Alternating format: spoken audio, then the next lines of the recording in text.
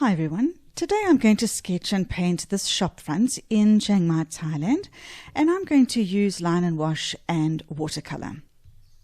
This is a photograph that I took at the traffic light the other day. I ideally would have liked to have been looking at this shop front straight on, but I was stuck in traffic and I couldn't move any further forward. So the changes I'm going to make in this photograph towards the sketch that I'm going to do is I'm going to do this as though I'm looking at it straight on. I'm not going to include any of the side perspective here. I'm going to move this electricity post slightly to the left so that I've got a full view of the building. And I'm going to make the decision to not include any of the buildings on either side to make this building the focus of my painting and also to exaggerate its 3-level height. Supplies for today: I've got a 2B pencil and eraser, a ruler, Pigma Micron permanent black liner pens in size 03 and 05. I've got a Uniball Signo UM153 white gel pen for white accents, size 0 Renaissance detail brush, a silver black velvet round brush size 8, either washi tape or masking tape will do, tissue paper, a spray bottle, water, a palette of paints, and a palette for mixing. Today I'm going to be using Baohong 100% cotton paper. It has a 300 GSM weighting and a size 310 by 230 millimeters. I am going to be turning the paper this way, and I am going to tape it to be slightly narrower than the width of the page. So if you are cutting the paper to size before you start, then maybe 310 long, but not quite 230 millimeters wide. So I've got this basic pencil line already down on the page. I have provided the link to this sketch outline if you have a look at the link in the description box below. I found that doing a basic pencil outline like this actually does then give me the confidence and freedom to really just go for it once I get to the pen layer, which is what I'm going to do now. I'm going to be using a Pigma Micron permanent black liner pen in a size 0.03. It might be tempting to take the sketch and then really just start doing our ink work from top to bottom. But what I like to get out of the way first is those items that are in the front that we might actually draw over if we don't consider them first. So I'm thinking of things like these pot plants at the front here. This pylon here is out to the side, so it's not in front of the building as it is in the photograph, but it's still more forward than the building is. So maybe I'm going to do these pot plants first and the electricity pylon, get that out of the way before I work on the building.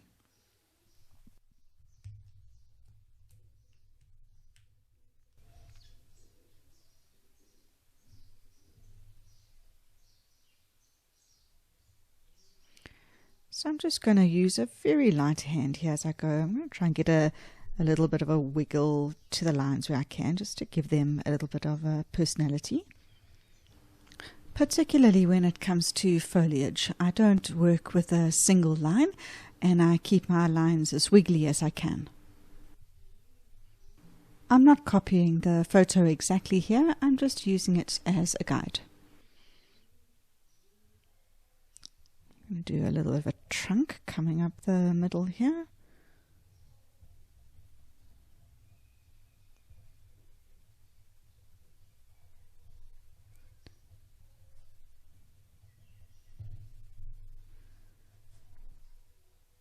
Let's give the pots a bit of a side here.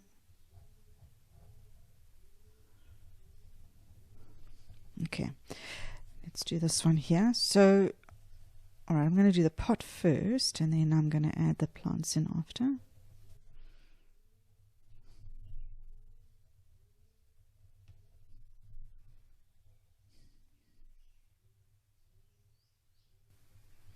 Again, I actually want the lines not too straight, so I'm trying to actually not make them too straight.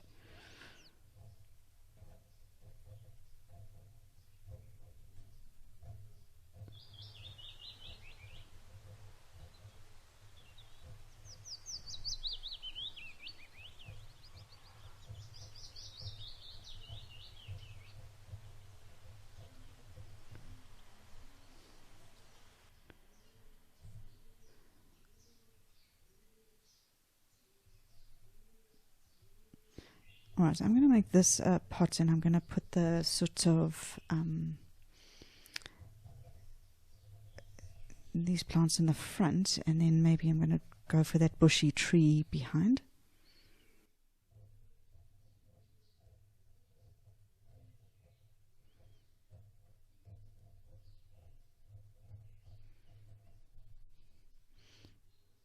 Alright, so I want this bushy tree to start here. I'm going to extend it out to the side and a little bit off to the side of the building here. I sort of lift my pen up every now and again just so that it's not a completely continuous line.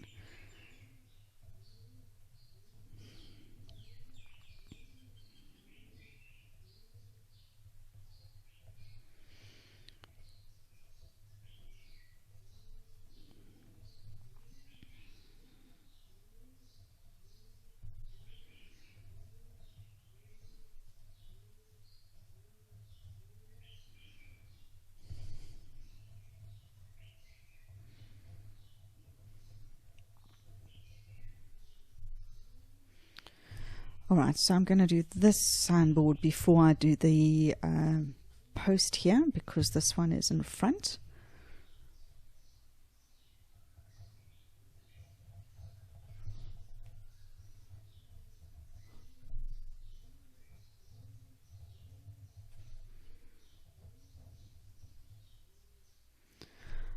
I'm going to give it a little bit of a short side facing us, so horizontal line there and there.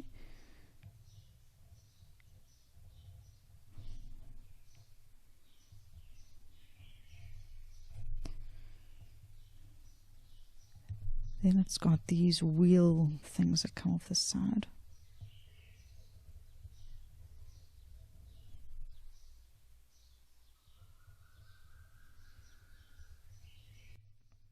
Okay. All right, so let's start this. And again, with regards to this pylon, these side arms are coming out, they're in front. So I'm going to do these first and then do this.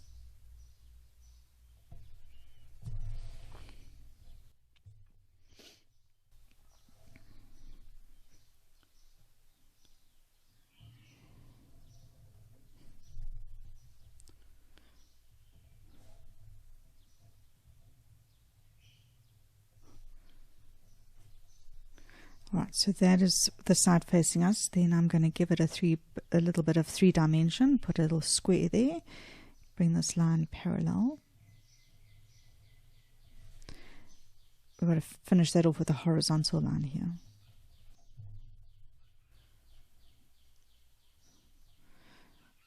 Okay, then I've got the little base with this on top.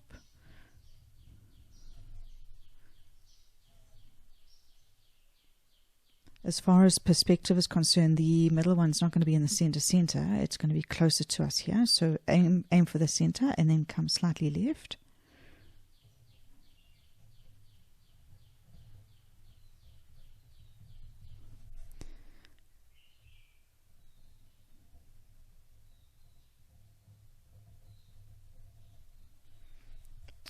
Okay. Then you want, as far as perspective is concerned, wherever that one started, you want it to start just below and also finish directly below. It's these sort of things that play tricks on your eyes. If you don't get those sort of things correct, you don't want one arm longer than the other.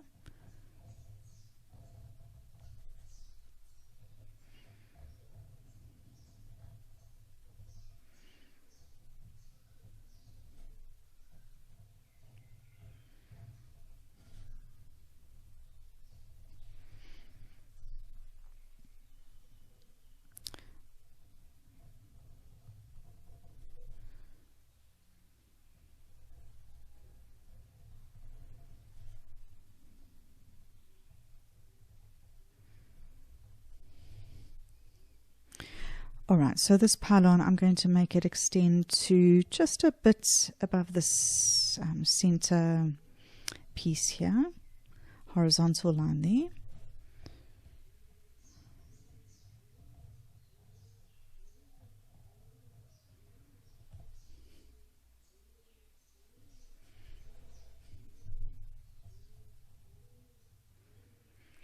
with these very long lines that we're going to do down here, I find it better to break the line up. Don't make it a continuous line. Pick up your pen every now and again, put it down. It's just more pleasing on the eye to not have one long continuous line.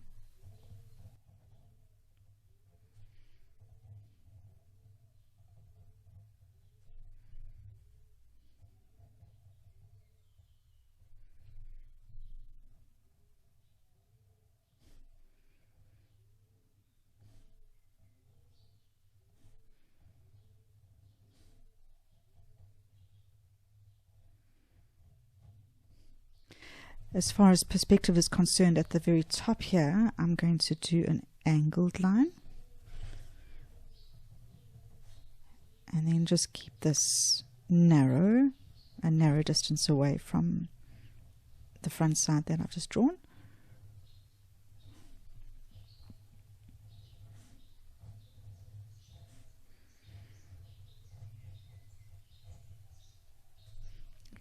Then that disappears beyond view. Anything else that I need to block out before we jump in? I think this is fine for now. I think I'm happy now to start at the top of the building and then move down. As I get to each level, I'll consider each piece that's in front, do those first, and then do the things that are behind. So let's start at the top roof now. I'm going to do the basic outline of the roof.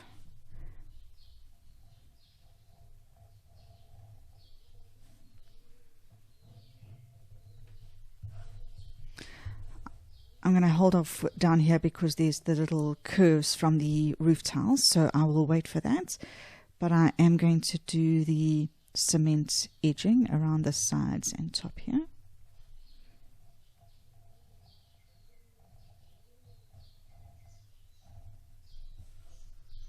I've left out this window in the middle just because I felt it didn't add anything to the picture. Alright, so now with the tiles, I'm just trying to think of the best way to get them looking three-dimensional. So what I'm going to do, I've given guidelines here as to where each of the sections of tiles is going to be, just because the angle changes from being bending slightly left to straight down and then to slightly right. But what I'm going to do is, if you just work along with me, and it'll become clear as we go along, I want to draw a line on either side of each of the lines that I've given here, which is going to be the lighter top of each of the curves. Just guidelines, and I'm not trying to do solid lines, just guidelines for that area. So just 1 or 2 millimeters to the left and then to the right.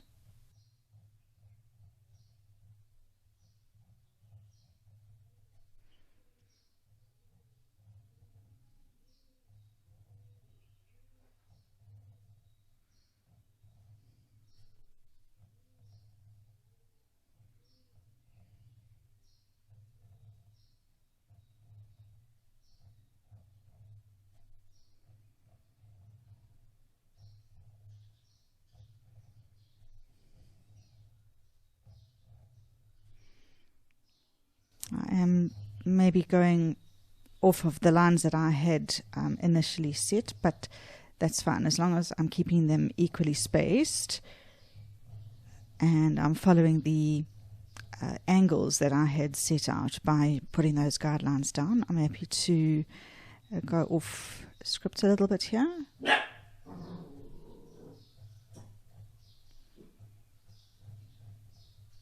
That's the puppy Daisy. I think she's probably going to feature quite a lot in this video.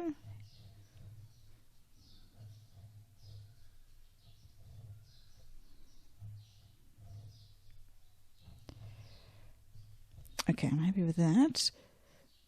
Just going to let that dry a little bit because I want to rub out the pencil lines before I carry on with the roof tiles, because all of these lines now are playing a little bit of tricks with my eyes. So I'm not going to do the top line here because that's also going to have the curve of the roof tiles. Maybe I'm just going to do the bottom here so that I can carry on below.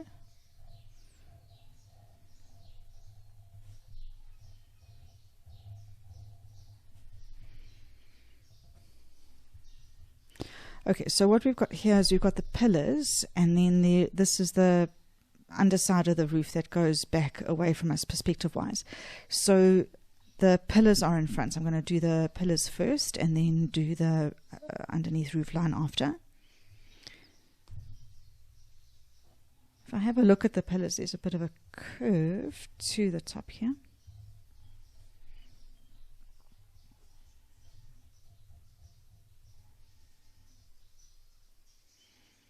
I'm not going to follow every single line. That one I'm going to do in a little bit there. Maybe one or two. Yeah, I think that's fine. I'm going to duplicate that on this side.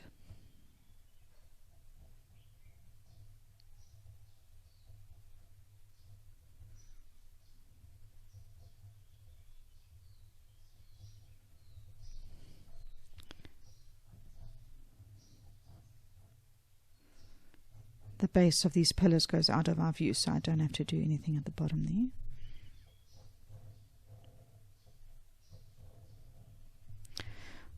Alright, so now I can fill in this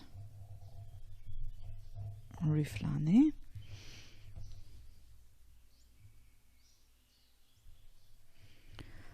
Okay, so the windows, I've given you the basic outline here. We can go and put that in. That's not going to change.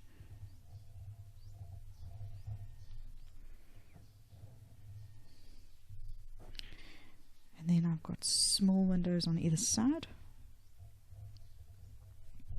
And the long one in the middle.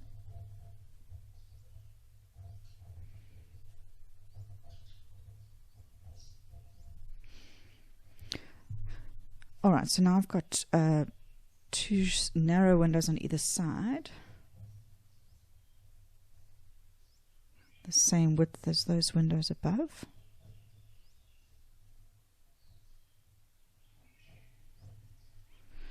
This one's going to be split into two, so let's get the length first and then we'll worry about splitting it in half. So I'd say the halfway point's probably here. I'm going to just do a line slightly to the left and slightly to the right of that halfway.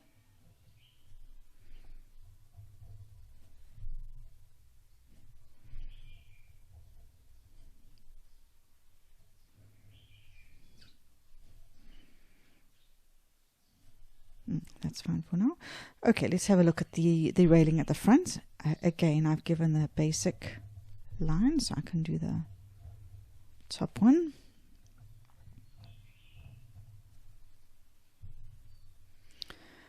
Let's have a look at what's happening on the side here, because that I haven't given any more lines for. Let's do the first one, that's the sort of thicker edge. Maybe it goes there. So I'm going to go straight down like that, but then I'm going to do a curve in. Let me do the bottom, then that does my edges. So here I'm going to curve that down an angle and curve that as an angle like that.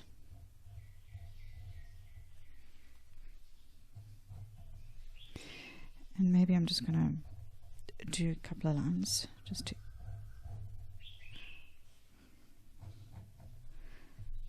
give that a bit more texture. And then I'm going to drop these vertical lines down from here.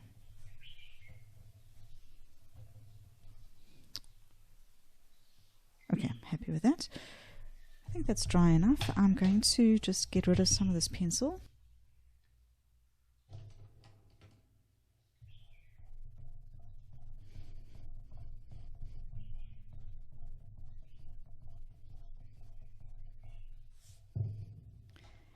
If you are concerned that your lines for your roof tiles are not going to stay horizontal and that you're going to get them of different thicknesses, then you can use a ruler to do some guidelines here. I'm going to do that. Let me just get a pencil.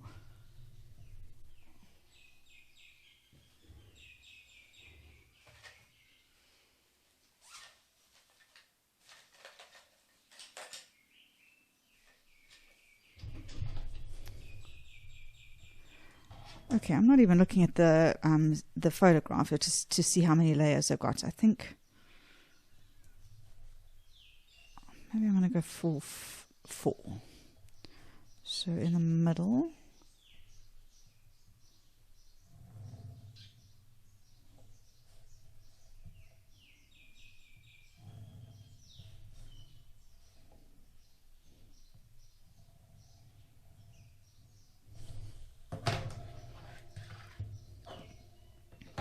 Okay, so let me show you what I'm aiming for here. So we did these lines on either side of the center. So I'll come to the edge just now, but starting over here, I'm going to do a curve straight.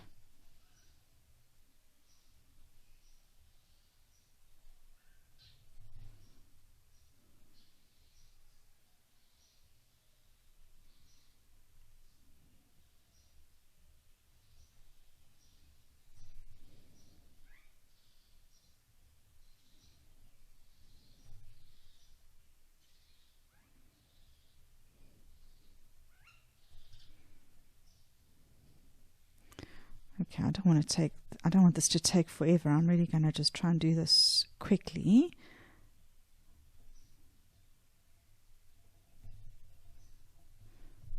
So here I'm going to do straight and then maybe a bit of a curve.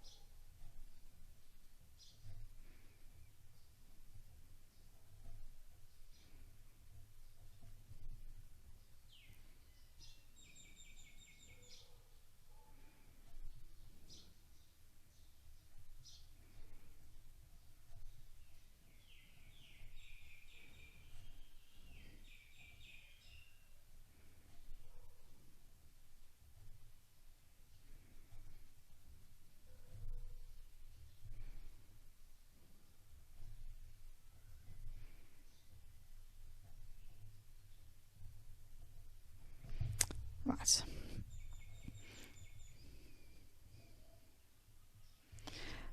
With this layer, I've given the basic guidelines of where those sort of grooves are going to be. What I'm going to do is I'm going to make each of those slightly raised from the roof line. So I'm going to go across the roof like that, do my horizontal lines, and then do a little bit of a bump as I get to each of those marks.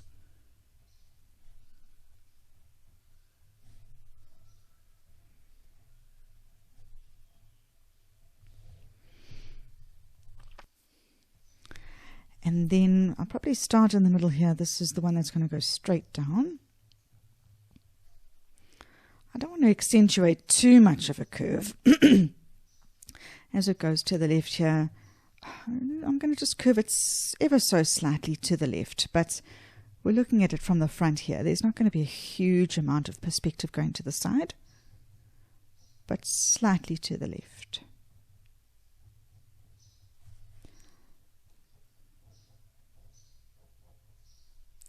And here ever so slightly to the right.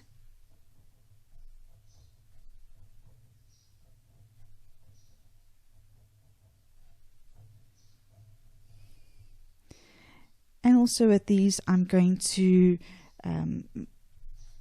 do an upward little curve as I get to each of those.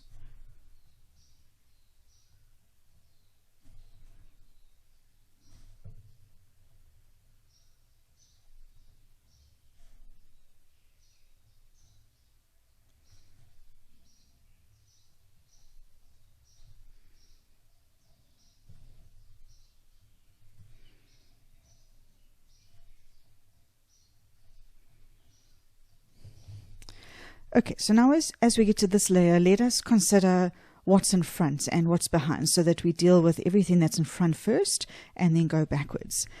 I've indicated the pot's locations first just because it does start playing tricks with your eyes a little bit once you start putting the vertical balustrades in. But although I've drawn those pots, I'm definitely going to do them last, not first. So if I have a look at this layer, probably the thing that is most towards the front is this for sale sign. Probably going to start with that, the railing, and then we'll work backwards from there. So let's do the for sale canvas sign.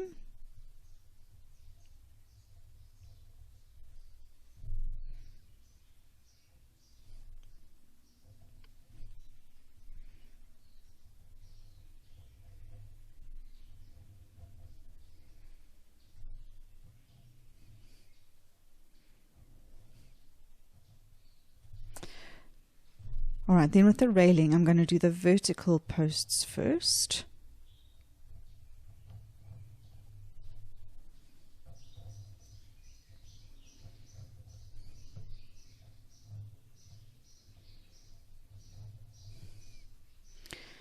Then I'll do the horizontals.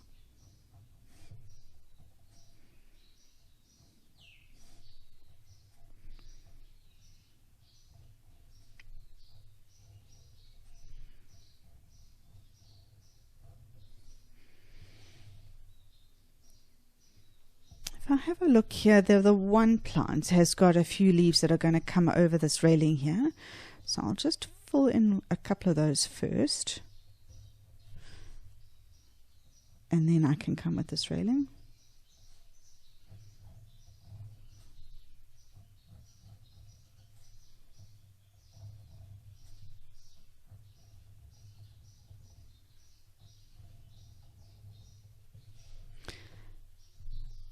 And then I'll do the verticals here.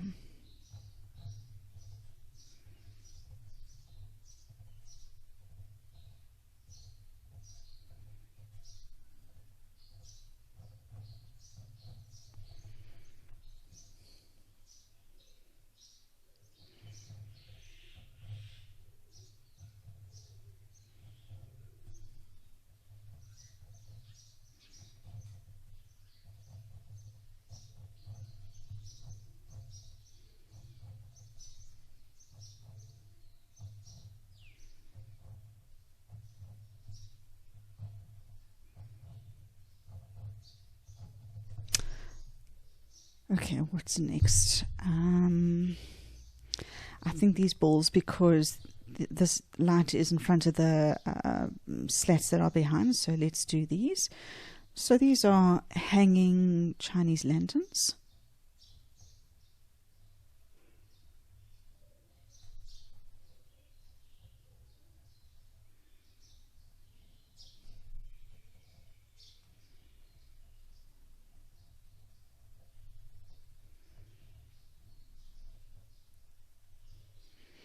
And what I'm going to do on each of them is try and indicate the framework. Don't make them all the same, the locations of these. This one I'm going to do very close to the left, and then center, maybe another one here.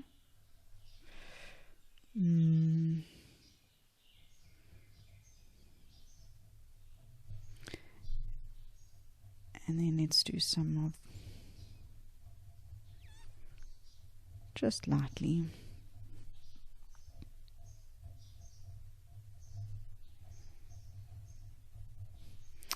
Okay, now I'm going to deal with, yeah, I think I'm going to do these before I do the plants. If I have a look, there's no other plants that really are in front of these horizontal slats. So I have given the vertical lines here, that's actually behind. We'll do the slats first, and then indicated to you with this line here where I'm going to have the slats start and end. So I'm going to start with one just out of view underneath the roof here, that this is the bottom of it. Then I'm going to leave a bit of a gap.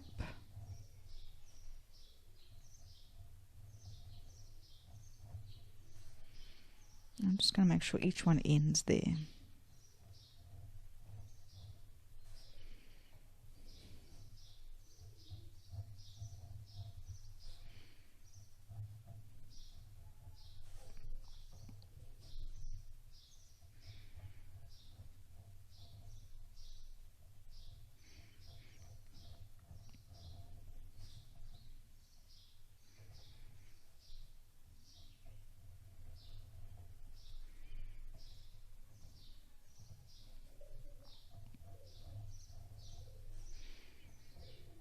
Okay, that's enough. Now I'm going to do those little pieces that are holding the slats upwards.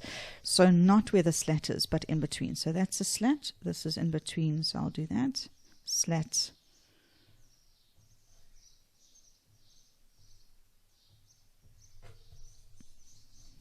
And the same here. So this is the slats. This is the gap in between.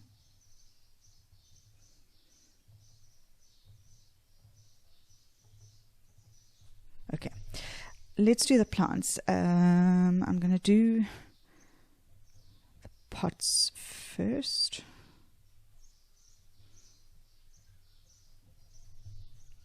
Just putting them behind the railing here.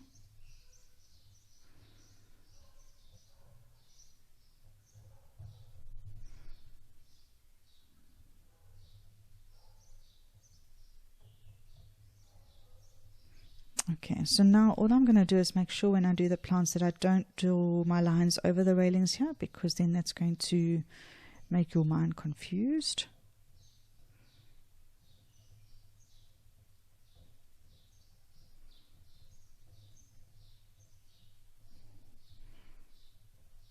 That's fine for that one. Let's do something slightly different with this one.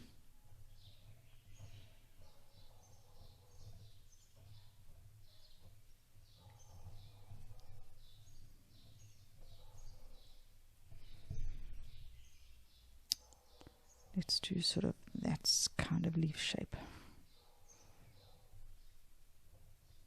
These shop houses can be found all over Thailand, where the shop or business is on the ground level and then the living accommodations are above. I do find though that the accommodations above are becoming less popular and are by and large unoccupied.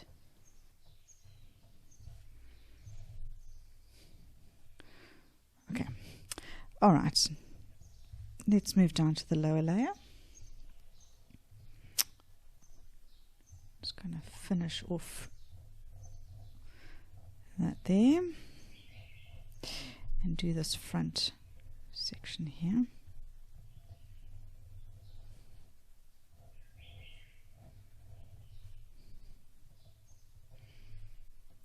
You know what I'm going to do up here? I'm going to put, there's one or two more flower pots, so if you're unsure with your pencil you can do it first. Let's do a pot there.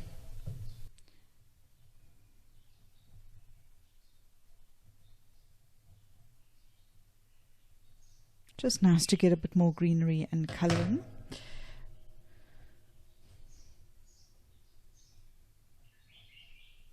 Otherwise this is going to be quite a dark empty space.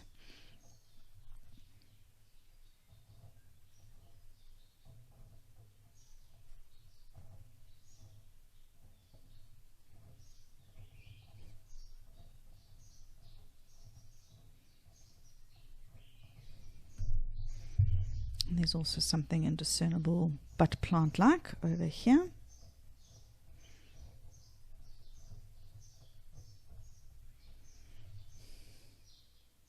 Yeah, that's better.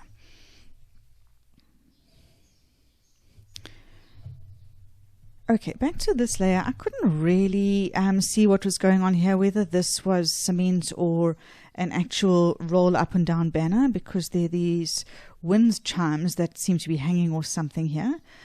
I'm going to make it into a rolling canvas blind to which there's going to be some wind chimes attached. So I'm going to drop that down there, and then to make it into something blind like, I'm going to do that line, and then there would be a rod inside there. So I'm going to do 2 lines. Then, I mean, I think these are wind chimes or something, but in my picture they're going to be. So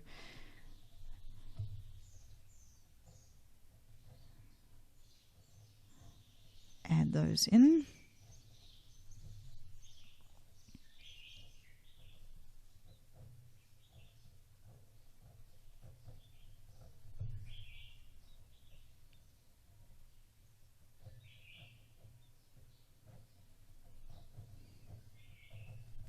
Okay, that's in front. What next? I think possibly these saloon doors, because they're in front of everything else.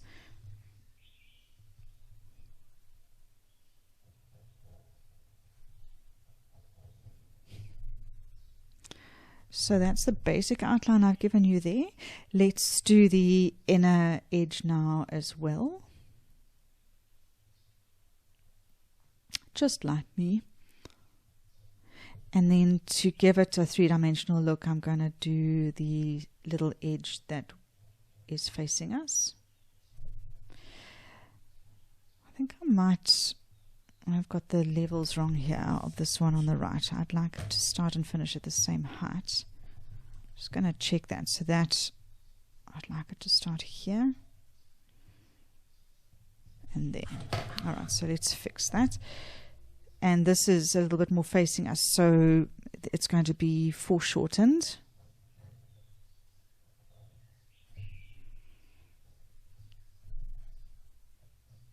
And we'll see less of the edge because of it being more angled towards us. So I'm going to make that slightly narrower, but there'll still be a little edge here that we can see. Okay, let's do here. Now there's a signboard here in the photograph. I didn't want to have to do so much Thai text and writing, so I'm just going to make this a normal window without a signboard.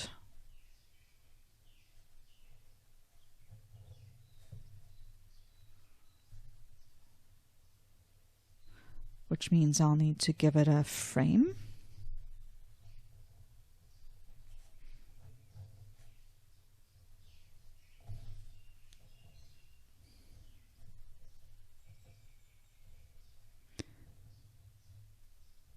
And the same with all the windows. I'll do the door frame in a bit though. That one I'll give a little bit more detail.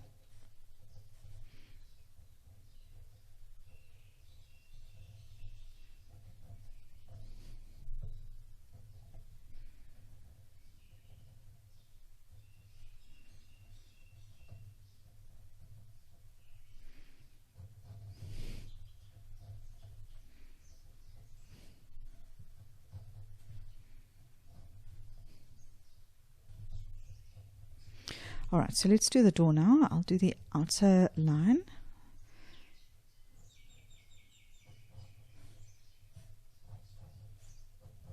All right, then you do the initial frame.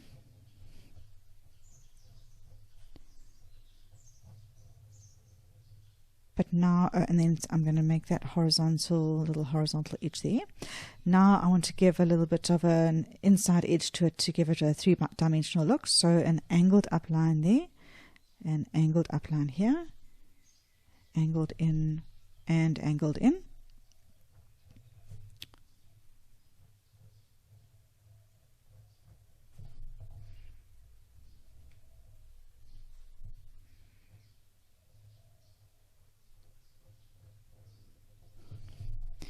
All right, let's do the step. Horizontal and then angled outwards.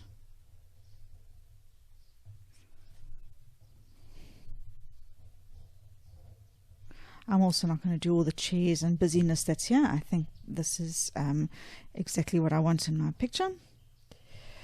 All right, now I'm going to do another little step over here. So it's just going to be 2 horizontal lines.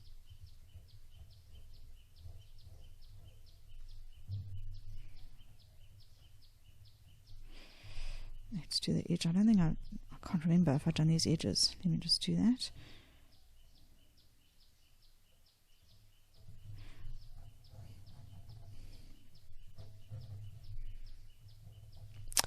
Okay, so all right, I'm going to do the curbstones first, and then I'm going to worry about that paving in a bit. Let's do that. So I've given you guidelines here, but I actually want to do 2 lines because there is the cement separating these stones, and from time to time I'm going to do a little bit of weeds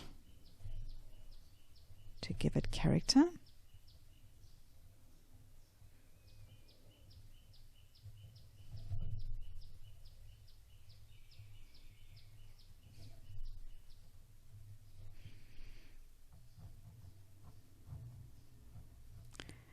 And again, just so it's not so ruler line straight, maybe I'm going to do there, just curve it up a bit. I'll come back to this grill just now because that's another nice little detail to add.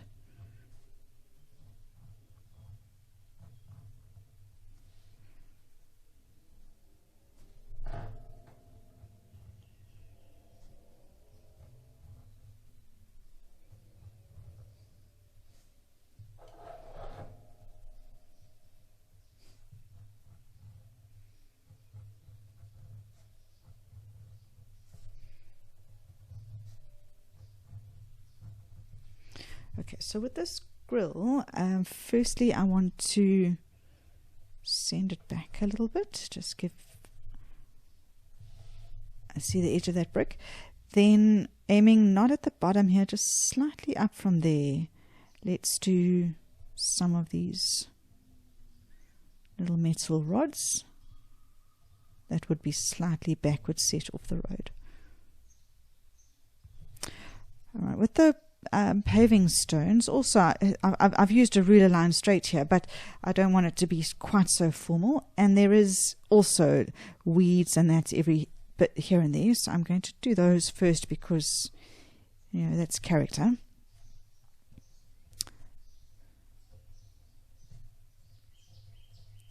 Right, so that's my weeds. Then I'm just going to do basic guidelines of the areas separating the paving stones. Or maybe here. Just make it a bit more relaxed and less formal than the ruler lines that I put down.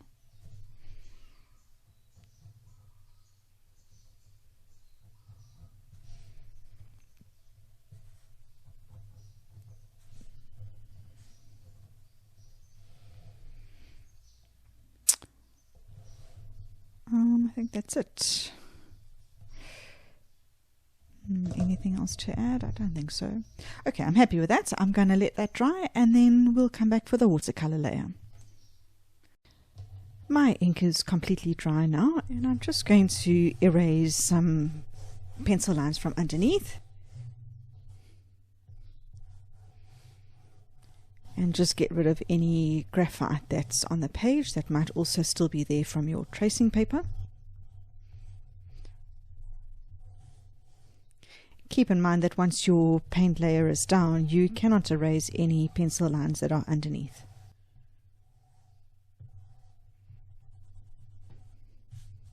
Okay, that's good enough. I'm going to use a spray bottle and just activate my paints. The paints that I'm using in this layer are not really necessarily specific. You can use any color that is close to the colors that I'm using, or you can change the colors if you wish. I think I'm going to start with the pylon here because that is quite long. It's also on the left hand side of the sketch, so I don't want to put my hand over anything that I've painted here to get to that. I think before I start, what I want to do is, I see down here on the post there is some black and white lettering on the post, which I think does add a little bit of character to the whole sketch. So I'm just going to get my pen again and put some of that black and white in on here.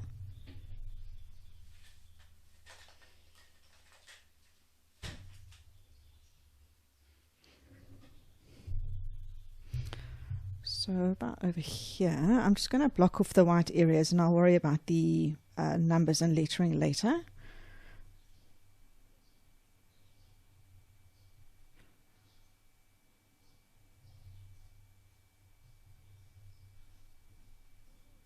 I'll leave a little bit of a gap here and then just do that narrower one up there. Yeah, sure.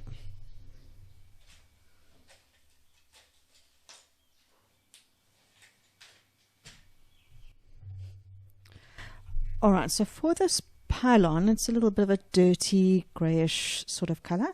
I'm going to start with some buff titanium. You can also just make a really weak solution of, say, Payne's grey or something like that.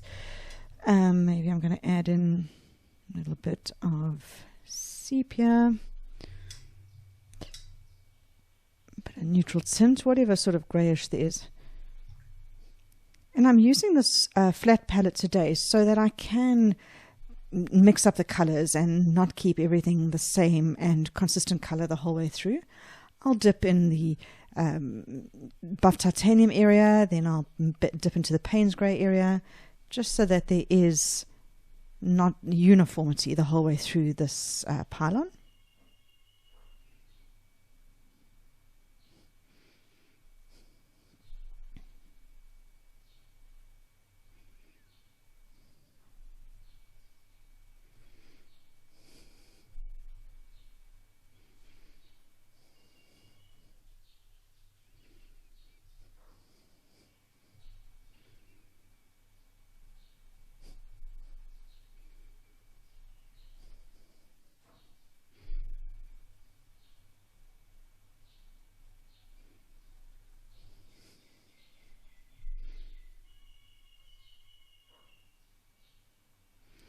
So don't forget to work around these areas that we have left earlier.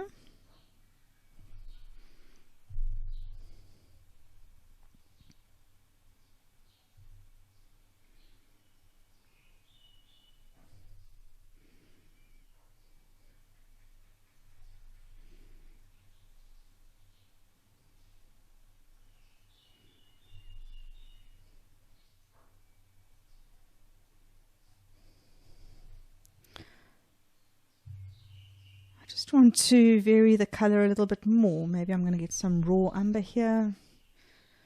Just going to dot some variation in throughout, just so that's not so samey.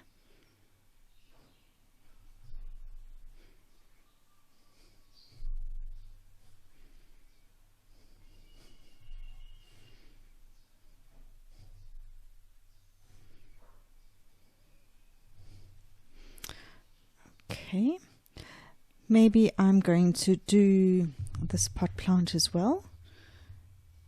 I'll dip into this buff titanium area and add a bit of the grey dirtiness to make this a cement pot. I don't want to go too dark with any of my colors today. I want to keep this light and whimsical, so I really will be working with quite a lot of water. It's easy to get bogged down and put too much pigment in.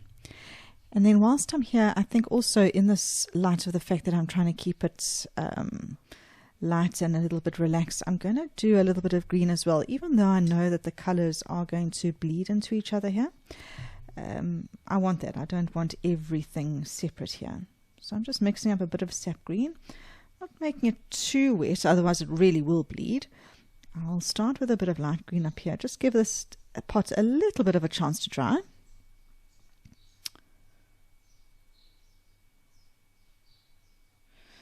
But now I do expect them to touch and blend a little bit, and that is absolutely fine. It's just so that I don't get hard edges where every single color meets every single color. And so it's blending down here, and it's absolutely fine. And let me get a little bit of a darker green, like an undersea green.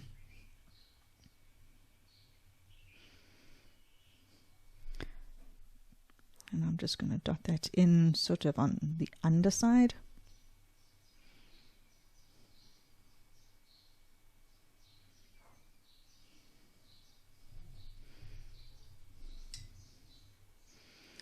And let's do the trunk. I'll get a bit of sepia there.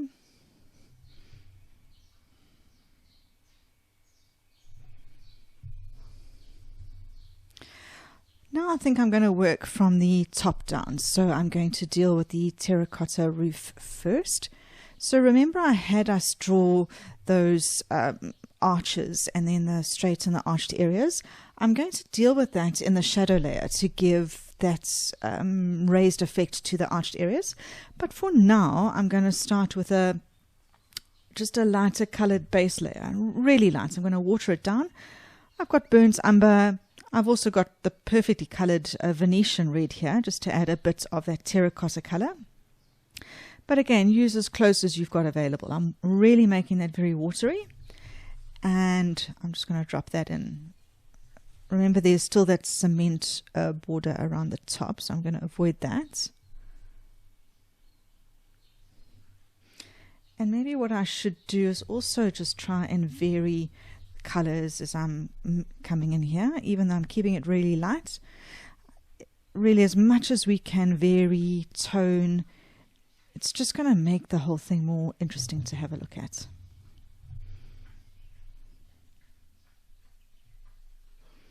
I'm adding a lot of water here, so it's going to dry a lot lighter.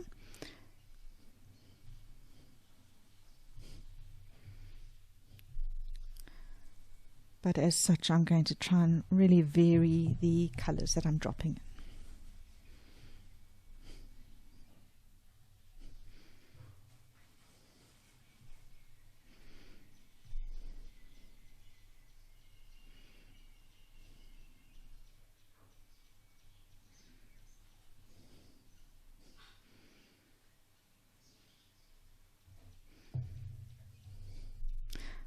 Put some burnt umber in there.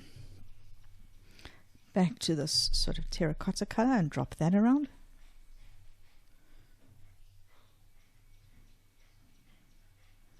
And as a base layer in the roof tiles here, that is absolutely fine. Great. I'm going to, shall I leave this? If I do the lighter color here, these colors are going to blend. Maybe I do want that again in the whole light of not wanting everything, all these blocks of color separate. I think I'm going to go for it. This is the first layer. It is light.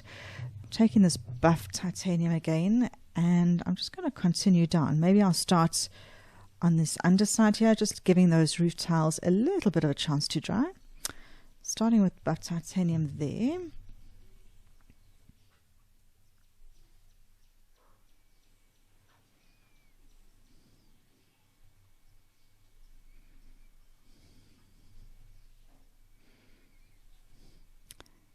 And I absolutely don't mind if they touch and they meet.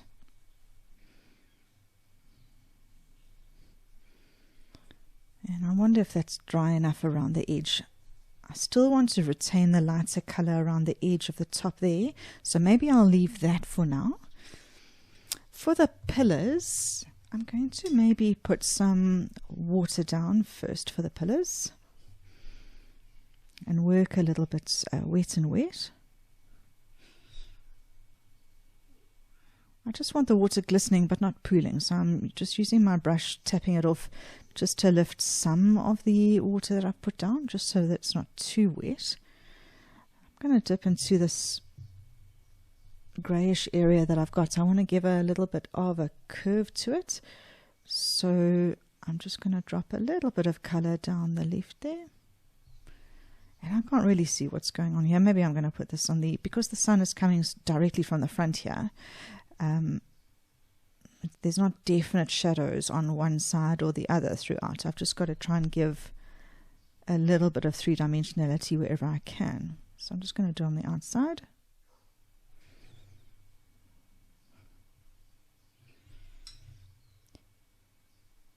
It's actually fine. If you think it's gone too far, you can rinse and dry with your brush and just lift any color if it's bled too far to the center.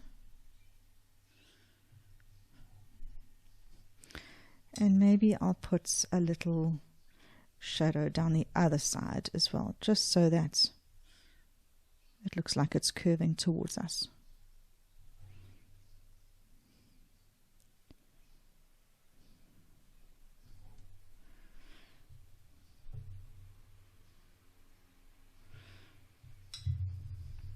It's dried a bit much here. I'm just going to use a damp brush to blend and to lift. I really want to keep it light in the center here. So I'm going to rinse, tap off and lift.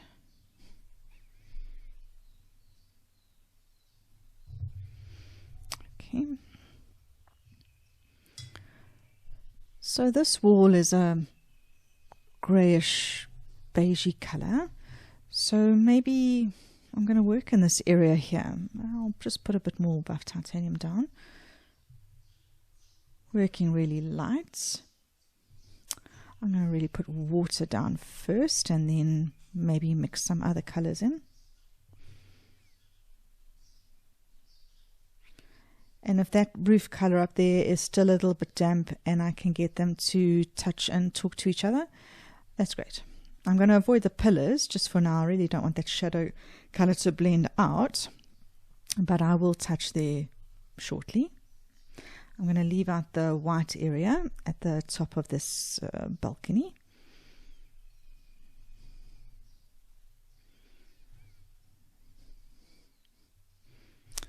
Just add a bit of water to blend out.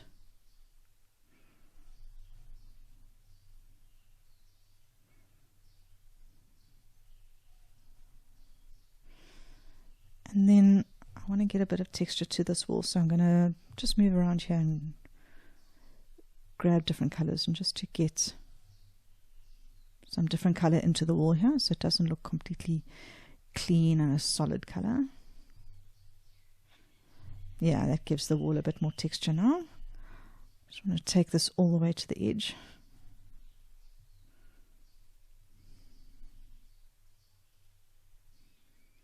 And I'll leave the windows and the railings for now. I'll come back to that.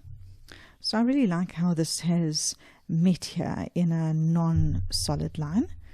I am going to go around the edge of the top now with just buff titanium. Watered down, I don't want it too dark.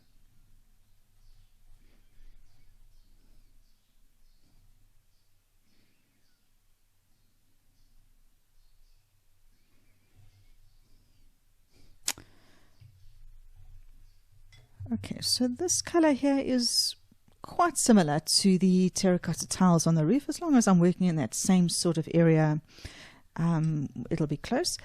Maybe I just don't want it exactly the same. I think I'll just take this really watery mix here, put it down, and then make a decision from there. So let me get this down as the base.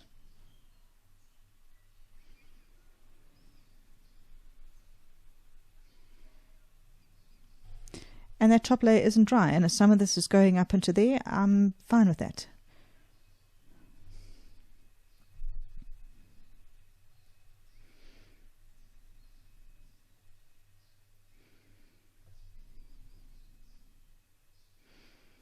So that's down. Let me take a bit more this terracotta. I'm going to want the tops of these grooves to be the lightest. Those are going to be the ones that are catching the light. So if I drop anything in here, I'm going to avoid those areas that I know I want to be the lighter, and rather just drop this in the center.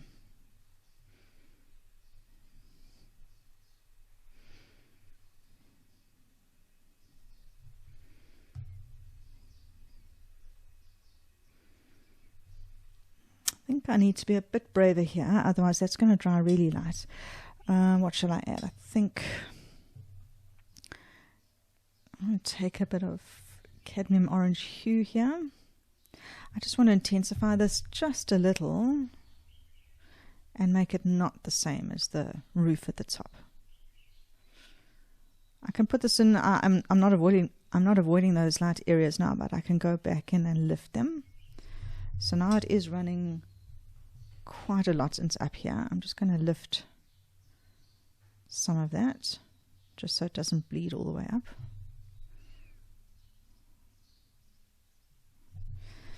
And then I'm also going to lift, tap and dry. Lift these areas that I want to catch the light.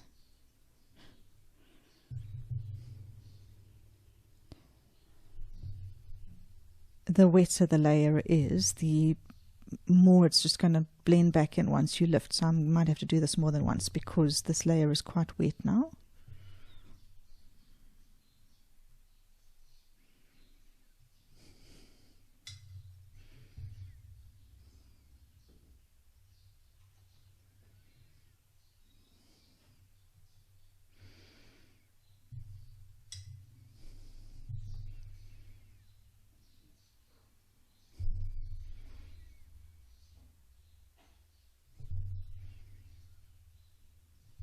And you can just keep doing this until you've lifted it enough that you're happy with and that the color doesn't just rush back into the area that you have lifted.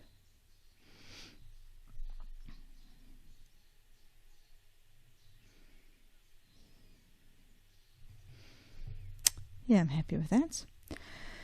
Now with this next layer, this is going to be quite dark because I'm going to put that all in shadow. I'm reluctant to put a shadow color here and have that blend up into this awning because then that is going to confuse our eye if we suddenly get quite a dark shadow on that awning. So I'm going to avoid doing that for now.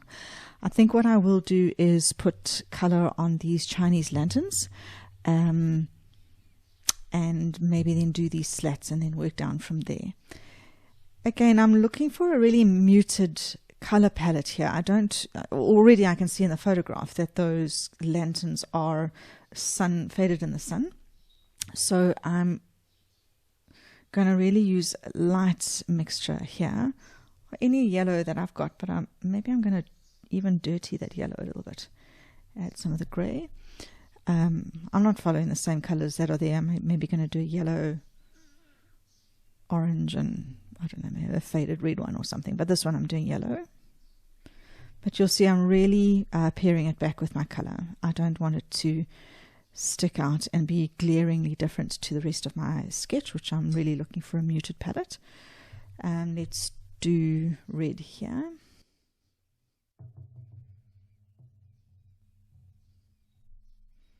I can always come in and darken these lanterns if they dry a lot lighter than I want. But I can't go the other way, so I'd rather err on the side of caution. All right, let's do orange here.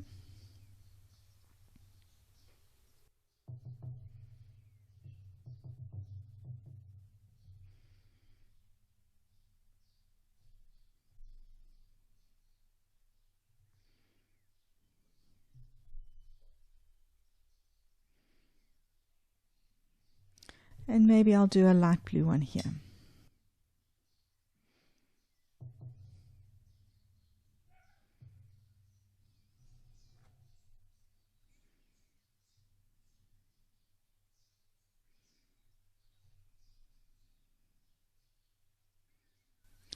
I want this blue lantern to remain in front of these slats here, so I'm going to let it dry a bit first before I do the slats so that they don't all blend into one. I want to keep it forward, so maybe I'm going to do some of the green. I've already got light green here. Let me just pick that up. I'm going to go throughout the plants, put a light green layer down first.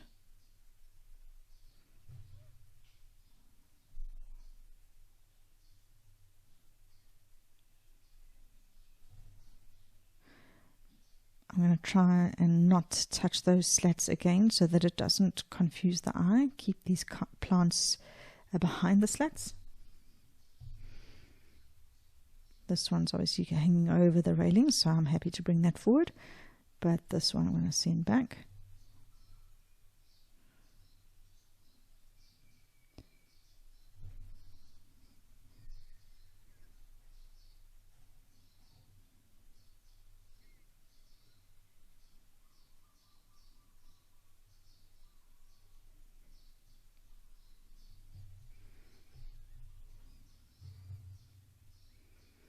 I'm going to let that dry a bit, but whilst I do, with those lanterns, now that they have dried a little bit, I'm going to just drop some slightly different texture.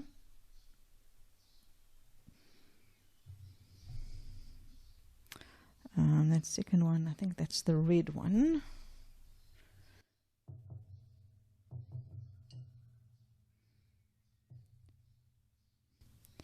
Just putting a bit around the edge here. Yeah.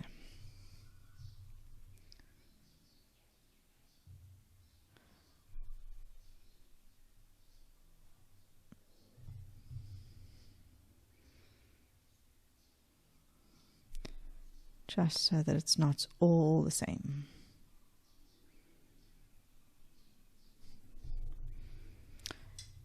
Okay, the plants, I'm going to dip into my undersea green again.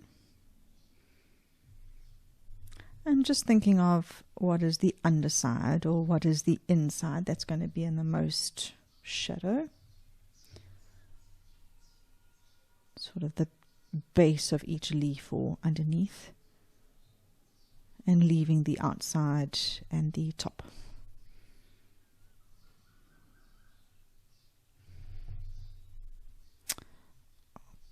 Okay. All right, let me do the for sale sign. I know in the photograph it's just white, but I think I want to change its color. I think maybe I'll do it a light blue so that we can get the sky is going to be light blue. I'm happy with that. So, all right, I'm going to do a light blue. And I'm going to use an accent pen, a white pen or a black pen to do the writing on the top.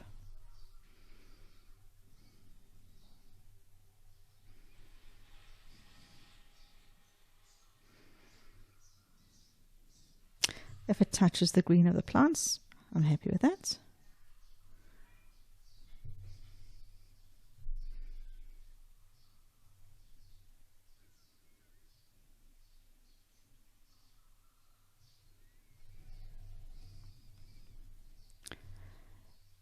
And then I think I will start working on the railing.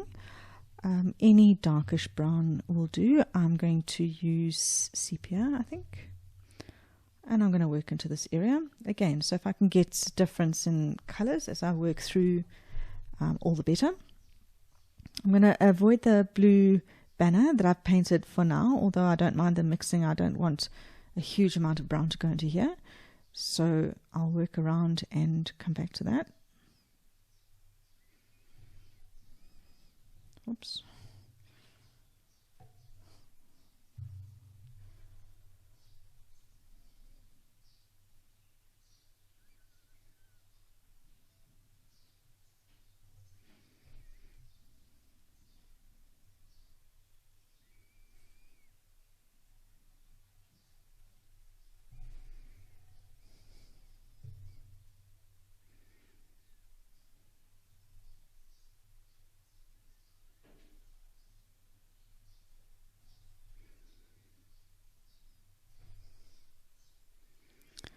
I'm purposefully dipping somewhere else so that I get a slightly different color here.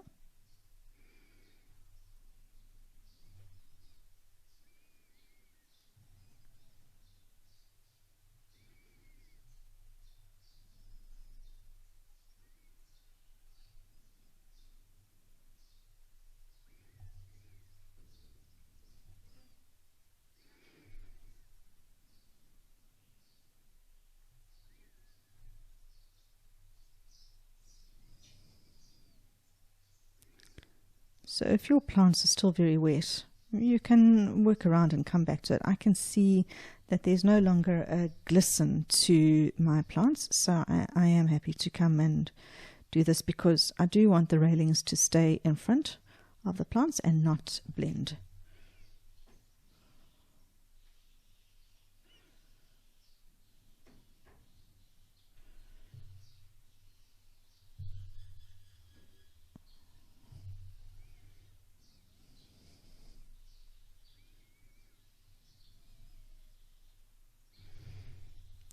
Okay. Again, I haven't got to the pots yet, but I don't want the color of the pots to blend with the railings, so let's leave that for now. But I think we can work from the slats down. I'm just trying to think what color I want to do it. In the photograph, there's sort of a pattern on the slats. I'm not really interested in doing that. Maybe, what shall I do? Maybe it's just going to be sort of a dirty white. Maybe one day they had been painted white and now they're not so new anymore. So I'll put some buff titanium in here, work in this sort of area.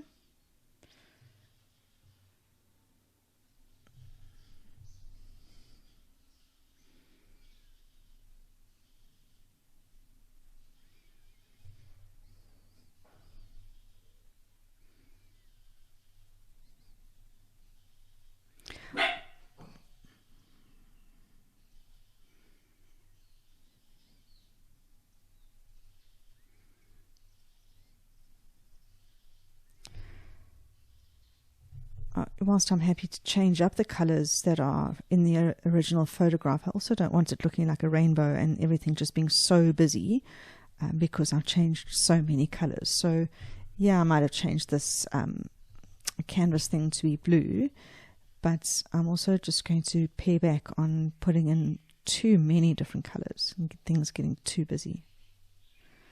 I think that's the reason why I've just chosen this more plain color. It's going to have the shadow color behind, and as soon as I do that, these slats will come forward. I'll sort of put that same sort of color in these supports.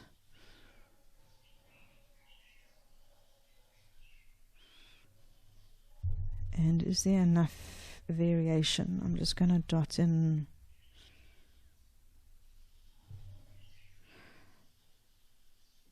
some dirt or aging. Yeah, that's better. You can see as soon as I do that, then the slats aren't just a monotone strip. Yeah, it's better. Okay. All right. So now, if you recall, I'd said that I'm going to make this canvas. There is still this cement support there. So let's just pull into the buff titanium area here and just do that cement overhang.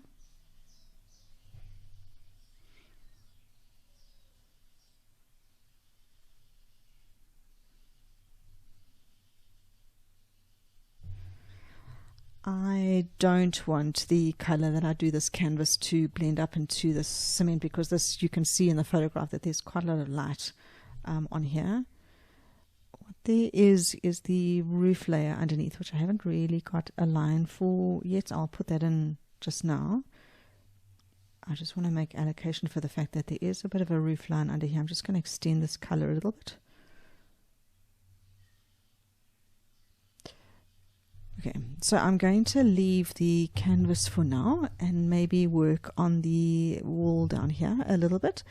So whilst that was grayish up there, we've got a little bit more of a yellowish look to the wall at the bottom. So maybe what I'm going to do is just add a little bit of yellow ochre into this area. I don't want it too yellow, but that'll be fine. We'll see if we need to add some buff titanium to that just now. Yeah, I think that's a little bit yellow.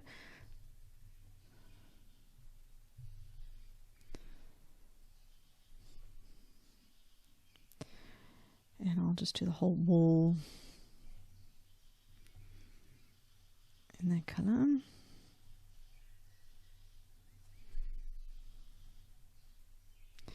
It's important that these wind chimes stay forward. I'm going to leave them as light as I can, so I am actively avoiding them as I go around. I want to really keep this quite wet. It's quite intricate work here getting around all the windows, but I haven't put any texture in the wall yet, and if it dries I'm not going to be able to do that. Maybe I should also consider working section by section. So let me stop here by this window because this area is nice and wet, and then I don't know, I'll dip into here maybe and just drop some texture into the wall. Oh, that's fine. I don't want to overdo it. All right, let me go carry on.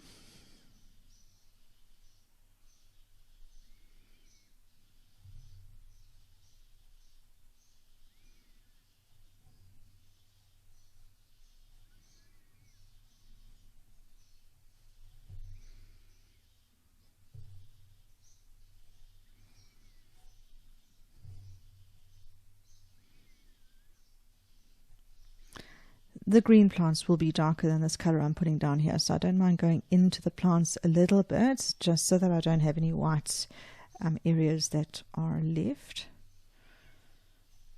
Again, I think I must get some texture in here.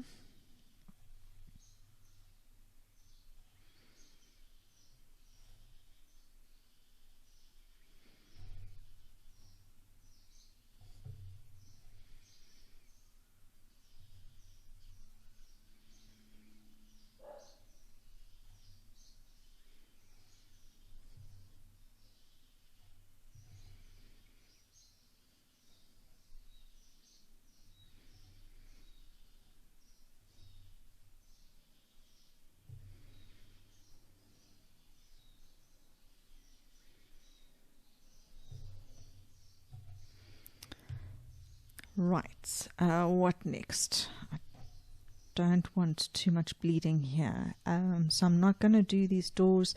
I really can't do too much around here because everything's going to touch something that I've just done in this buff titanium color.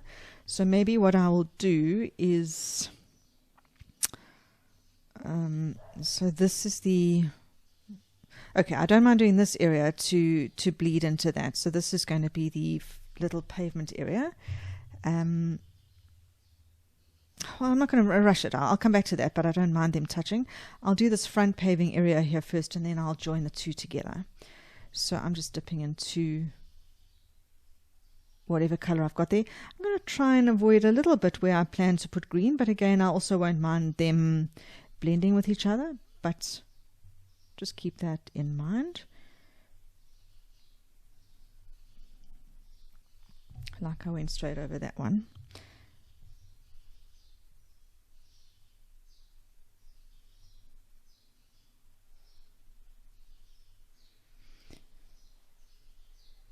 Just get that basic color down. Then I'm going to move around here with the grays and browns and that I've got, and just get some variation.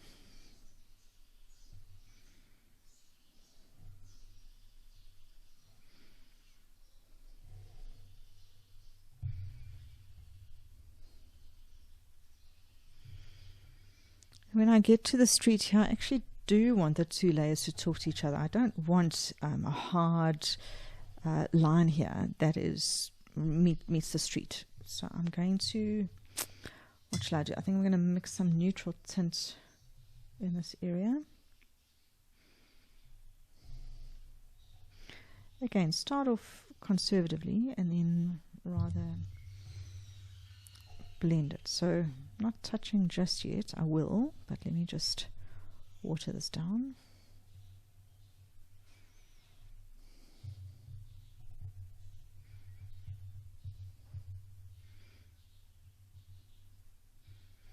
And it's just so much better on the eye if I don't have sharp areas and distinctly one area to another. So that looks so much better now that they are touching. Sorry, I lost you there for a moment as I had to change the battery. So in your absence, I've just added a bit of water here just to stop it from drying. So let me just add a bit more color in here, but it is still wet enough that I can add some additional color to the street.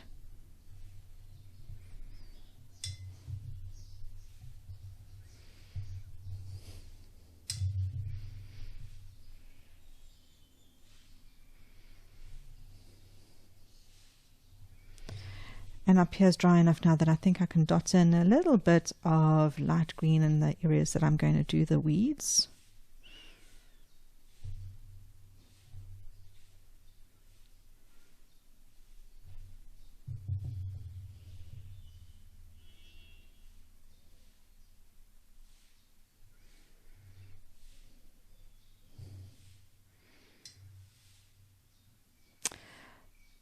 Okay, I think I'm going to do some base green on, oh dear, some of the foliage around here. So taking that sap green again.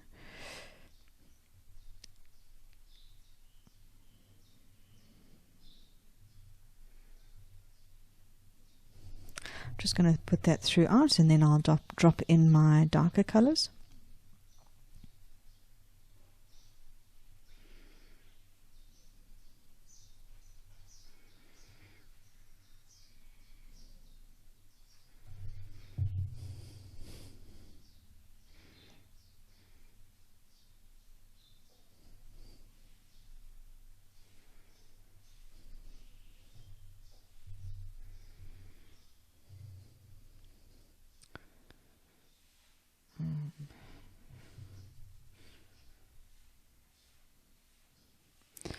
All right, so let me just think of the areas that will be underneath or in shadow to try and preserve the lightest areas of the green.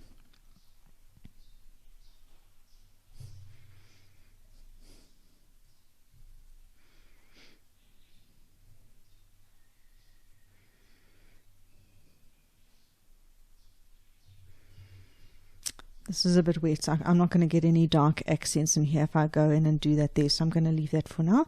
I'll just do a bit on the tree and then also rather come in later if I need to. I'm going in with a thicker consistency of the undersea green here, and as such, as I do that, you can see it blends less. So there's less water on my brush, more pigment. And it won't blend as much.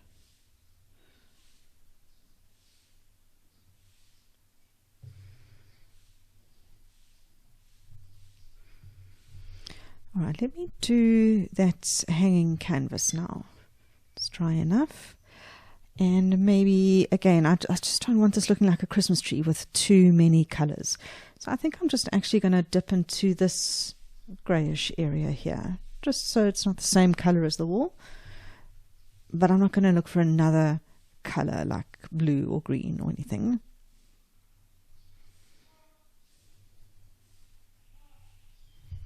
I mean, if I want, I can do that and just pick up something slightly different.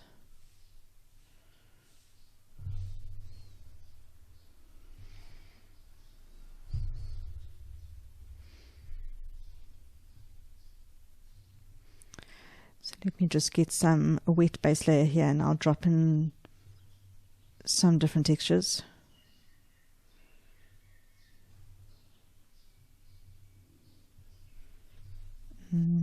Just go from darker, a little bit darker here.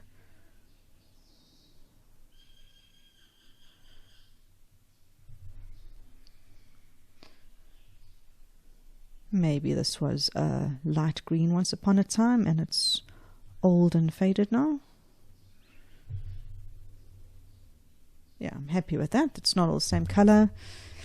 And let's do these saloon doors. Again, it's greenish. I've already got some green on my palette here, so I'm just going to pick up that.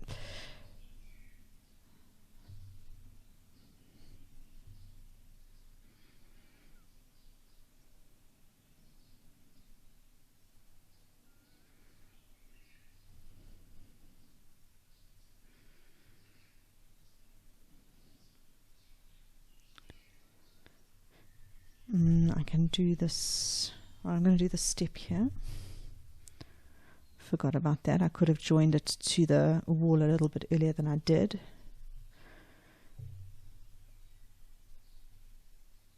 Again, I'm just mixing these earthy cementish colors that I've already got on the palette. And what I'm going to do is I'm going to extend this in.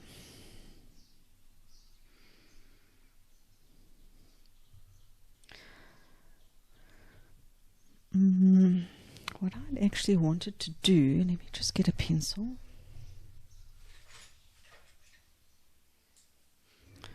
Sorry, I see it didn't end up in the tracing. I want to do a bit of plants just hanging here by the door. So I'm just going to reserve that, because I think, again, it might just add a little bit of something to this doorway. I'm not a huge fan of doorways and windows, and finding what to put inside of them, I must say, it's not my strong point. So I'm going to leave a space just to put those plants in later, because that'll make this area not quite so vacuous. And whilst I am in this layer, I mean, I've joined it all to the step down here, which is great. I'm just going to add some shadow, whatever's dark here. I'm going to start with a bit of neutral tint. Oh, it's quite dark.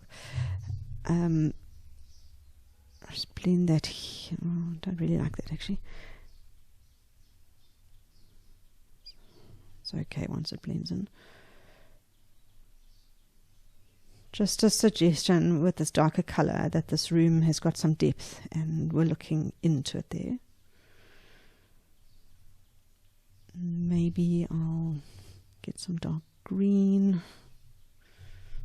Also just, what else? Just grab some of this.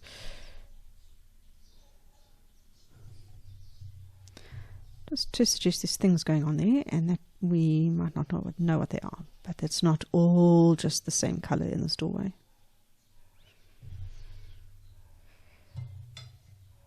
Then I'm going to do this pot, I think.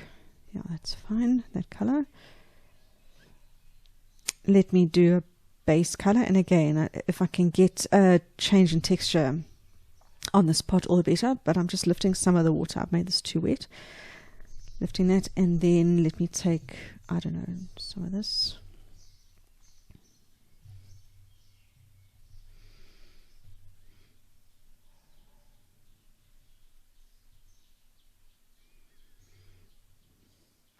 And I think I'm going to make this a terracotta pot.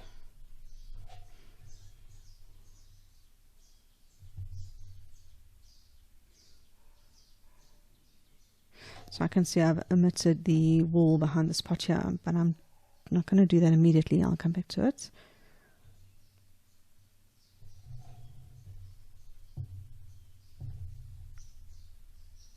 Just going to add some texture up at the top here. Maybe that's a bit of shadow.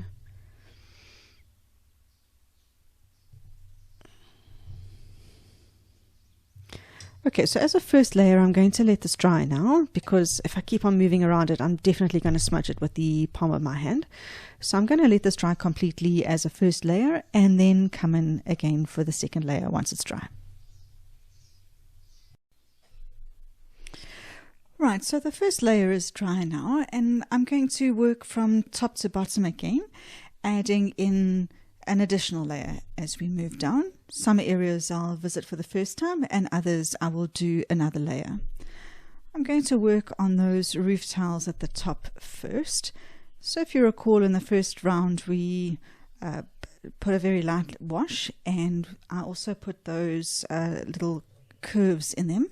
So what I'm going to do now is I'm going to avoid the parts that have got the curve. Those are going to be the roof tiles that are sticking up, and I'm going to put a darker line on the flatter areas. Those will be the parts that are in shadow.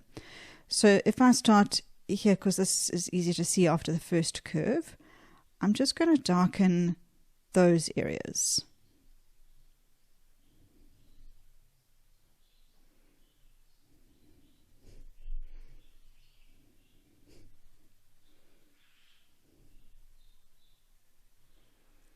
I'm going to try and make it not seem too uniform. I'm not going to fill in the entire area of flat, but just put a stroke there in each part, and so then you can see that other curved part will start popping up now. That putting this darker bit here recesses that into shadow.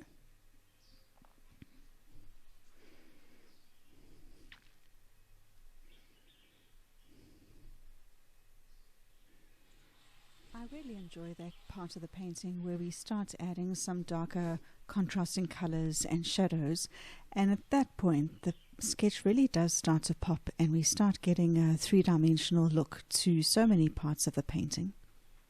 We have to really put in the hard work in those lower layers to enjoy the fruits of our labor, and now we get to the higher layers.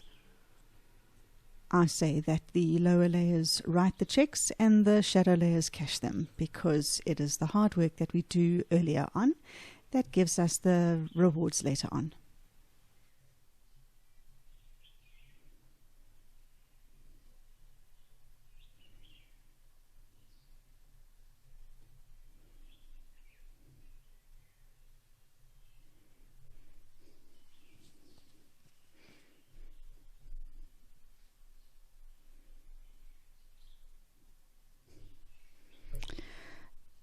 The next thing I'm going to do is, so that's the edge of the building, and then this narrower line that I've got underneath here, that is the underside of the roof.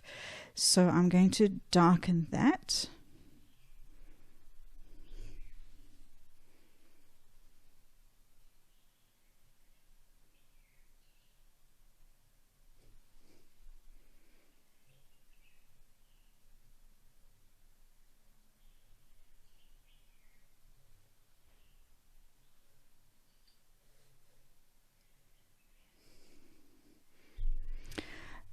Now I'm going to work on the window. So a little bit like we did down here, I'm going to darken it with a grayish color, and just so that it's not completely monotone, I'll move around my palette and drop in some other colors as well. But the key to this is getting quite a watery mix down into each of the windows, just so that we've got time to drop in other colors. So I've wet my brush quite a bit, and then I'm going to spread this color around and then dot in some other colors.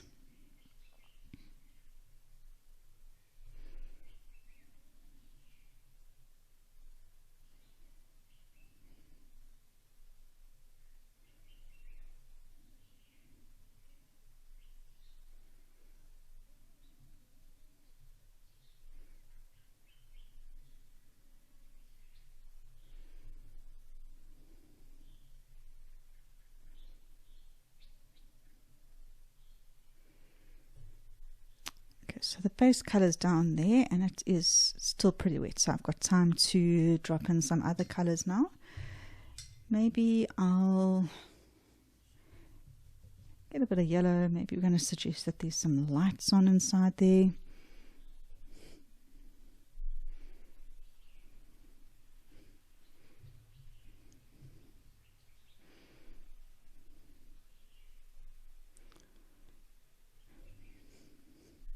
And you can see that just dropping in these other colors there just breaks it up and makes it not just one solid shadow color. I'm going to do a similar thing on the next level down here. Do I want to do a shadow on this awning? Okay, maybe I'm going to do a shadow on that awning first. I'm just going to take some burnt sienna, mix this into this area on my palette. Again, the curved parts are going to be the parts that are sticking up and catching the light. So I'm just going to go next to each of those and just get a bit of a darker color. Let's see if I mix that. How's that going to look? Yeah, that makes the lighter areas pop up a bit more.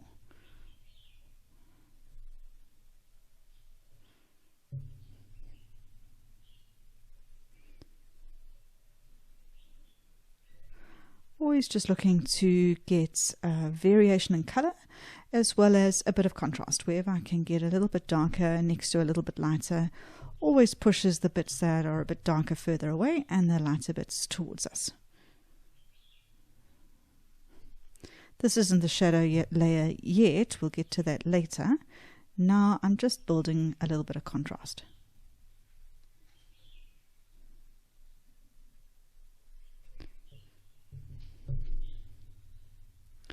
Okay, so now I'm going to work on this level. So there's going to be the shadow behind all the lights here. It's going to move down in between the balustrade and behind these slatted areas here. So I'm probably going to use quite a bit of this grey that's mixed up. Starting watery again because it just gives me time. So I'm going to carefully work around the lights. I don't want to get any grey on those, as well as the plants and so on.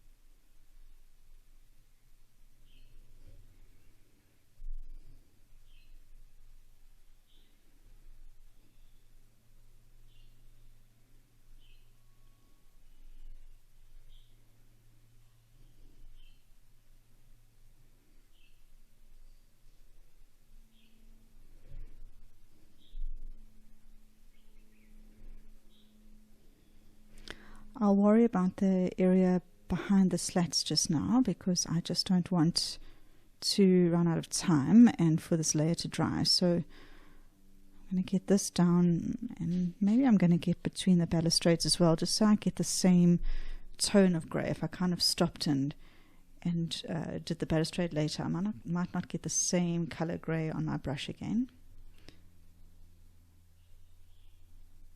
Now, even if I just drop it in like that. I'll extend that to here.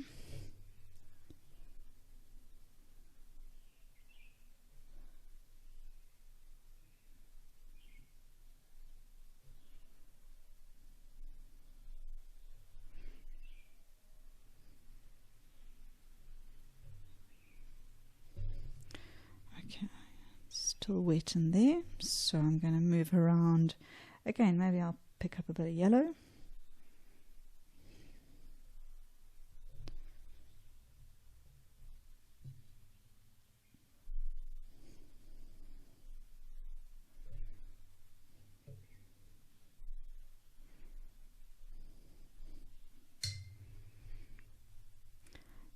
And then I'm going to aim to put a bit more darker at the top, because shadow would be darker at the top and then get lighter as we go down. So I'm just going to intensify the shadow at the top.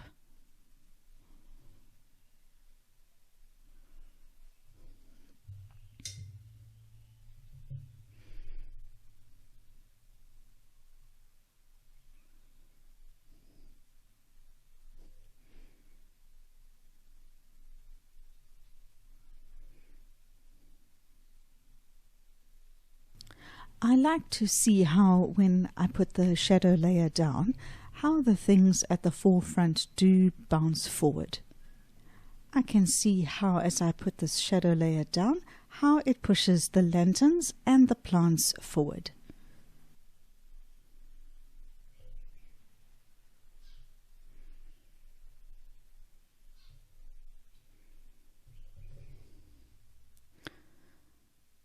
Alright, let me put some shadow between those slats now.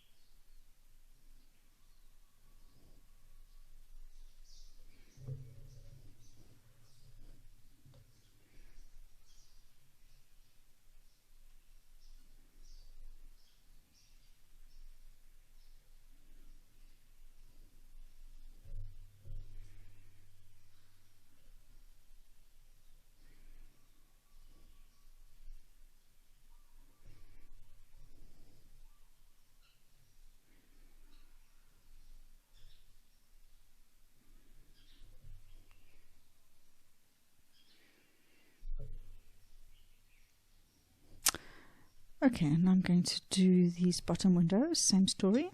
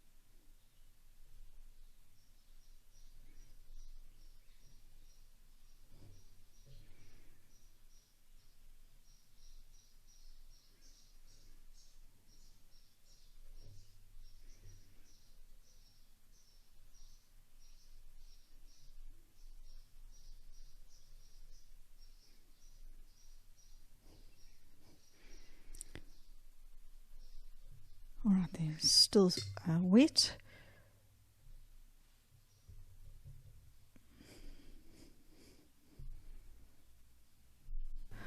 I will just use whatever colors remain on my palette to drop in some different colors into the shadow areas here.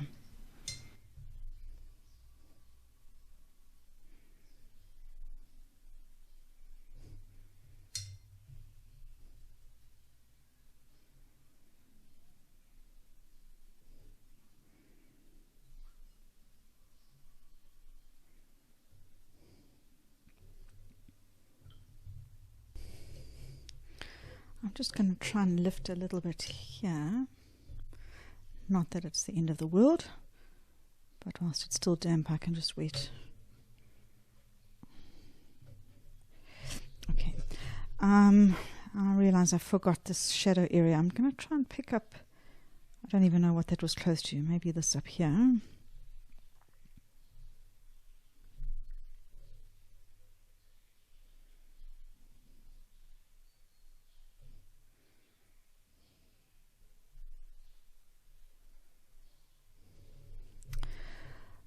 Alright, I'm going to put a shadow on the road side of the curb, just to make it a little bit darker, something a bit different.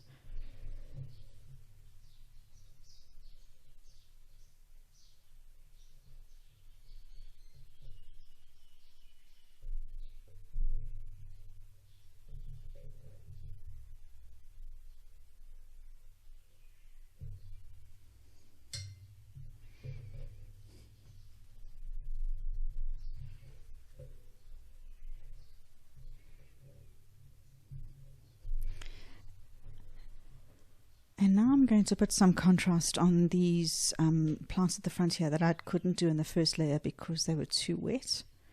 So I'm just going to pick up a darker green.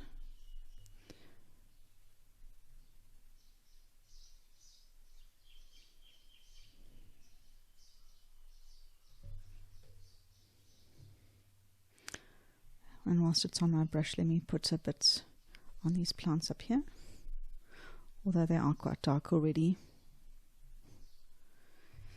What else can I do whilst this is drying? Maybe I'm going to do those pots up at the top there. I'm going to keep the ones that are down here by the balustrade pretty much terracotta. I just think that colour will show up nicely behind the railing.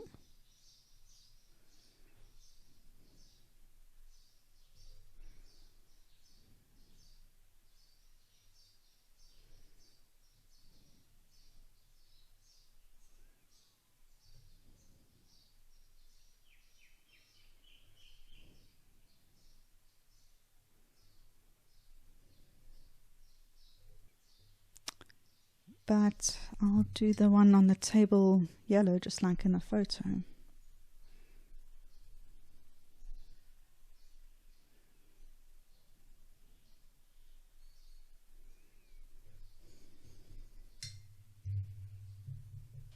Oh, sure. So I was looking over at the other table, looking for my pencil. Tapped that on the wrong place. I'm just going to get my pencil and ruler. I want to put some lines on this board here.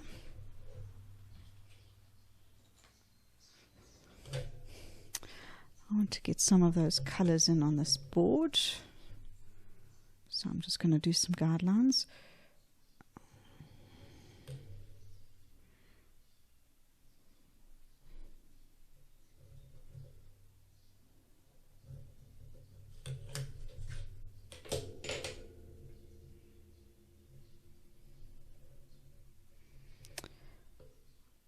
So I'll follow what's in the picture. I'll do that top strip red. It's very easy when working with brighter colors like the red and the blue that I'm going to use on this sign to go too intense with the colors that you're putting down. Bright colors would clash with the muted palette that I'm going for here, so I'm going to really hold it back and use a light wash of the colors on this sign.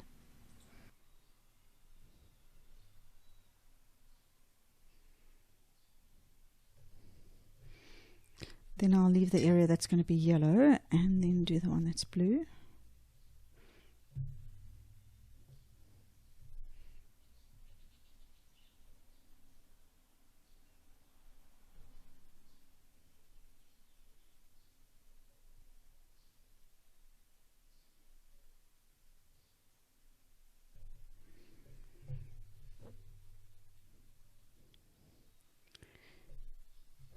And then what I'm going to do, just whilst I'm looking for things that I can still do whilst I move around this layer. Oh, what we can do is do some of the green that's in the plants there.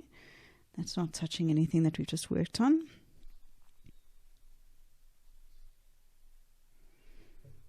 I haven't done any pen work here. I'll come and do some outlines of leaves or suggestions of leaves or something later. And then I think I'm going to do some shadow here, but I think I want to get a smaller brush because this area is quite small and I don't want to touch the little metal pieces there. So I've got a very small brush here and I'm going to use quite a dark grey.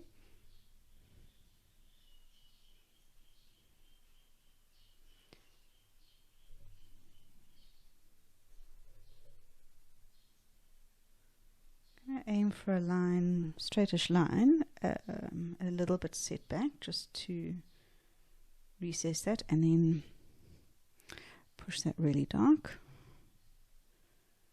But I'm going to let the little metal pieces come forward by not touching them.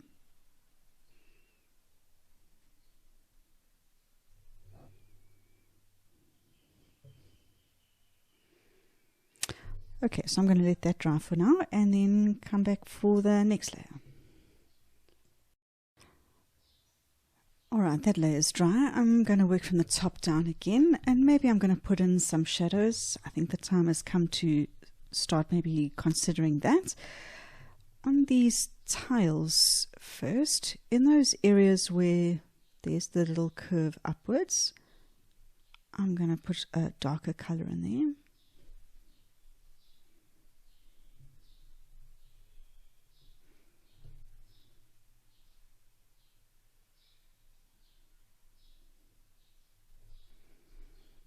Using this much smaller brush helps for that sort of thing. And a bit of a shadow under the straight areas as well. This is long and patient work to do the tiles as we are doing here, but I find that putting in the bit of effort here really does pay off. A small brush like this doesn't hold very much paint, and so I also have to keep on dipping back into the pigment to load my brush. It is very important when doing a layer like this to decide before you start where you plan to preserve the highlights. Once you've decided that, then look for the darkest areas and really try and push those darkest areas darker. Having a good contrast of colors like this really does improve the three-dimensionality of the sketch as well as creating more interest.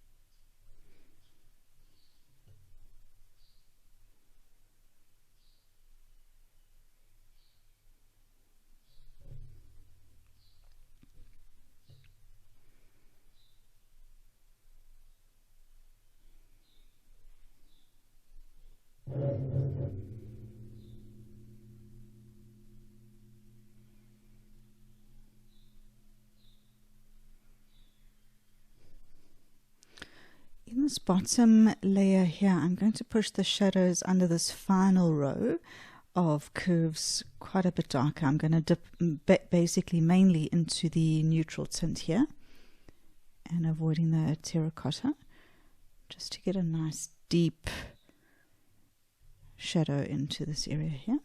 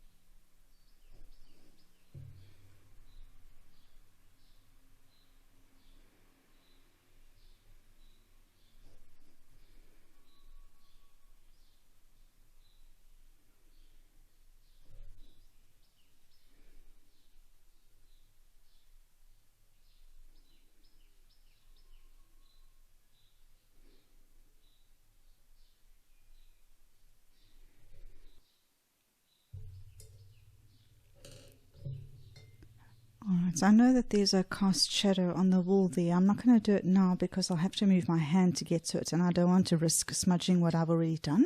So I'll come back to that. What I'm going to do now is do the shadow on either side of this wall here.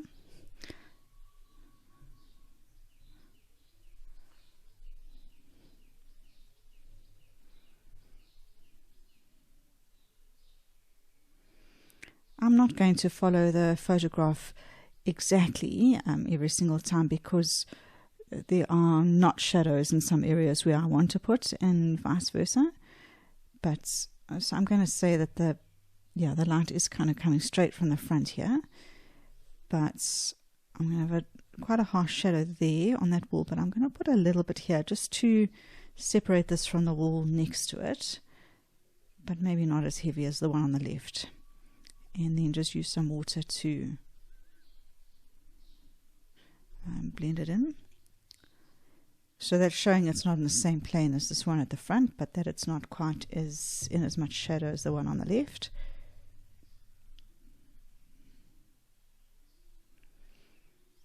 And then I'll worry about the horizontal ones again in the next layer. Anything I can do here, maybe I'll just put the lightest of shadows on these lanterns, maybe on the left and under.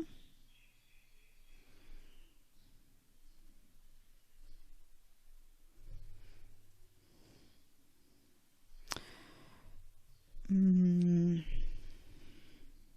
going to do all these horizontal shadows in the next layer. So I'm going to put a shadow on this step here.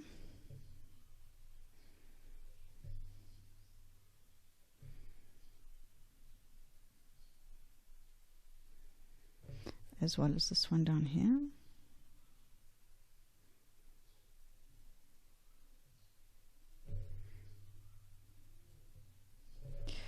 Maybe I want to do a different color in the gaps between the paving stones here.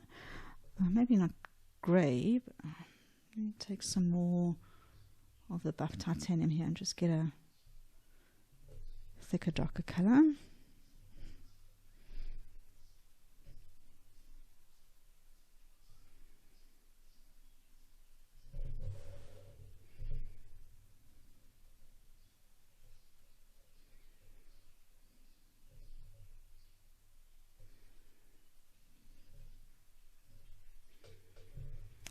I think the green weeds could be a little bit more accentuated. I'm going to go to the smaller brush to do that.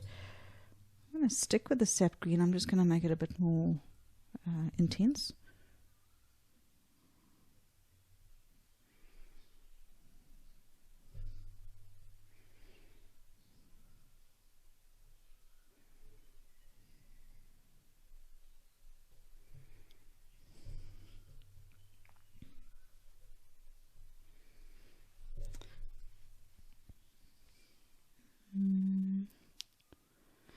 think it's dry enough that I can do the yellow in the signboard now. Let's do that.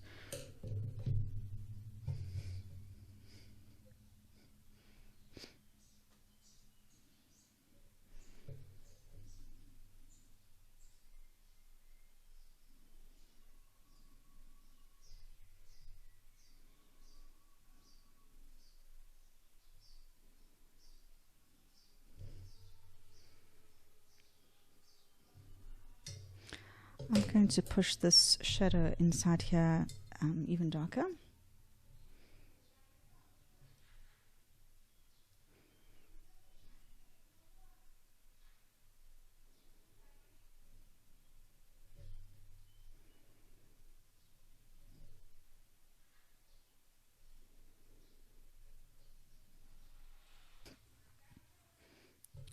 Alright, let's let that dry, and then maybe there'll be one more layer of bigger shadows, and then we'll think about the sky. In this next layer I'm going to do more shadows, and I'm going to put the quite harsh line shadow that the roof is casting on this level and the bottom level. And in order to help me to get the dead straight line that I'm looking for, I'm going to use some washi tape. I could use a pencil line and I hope to get it straight from there, but it's just going to take my mind off it if I put the washi tape down first.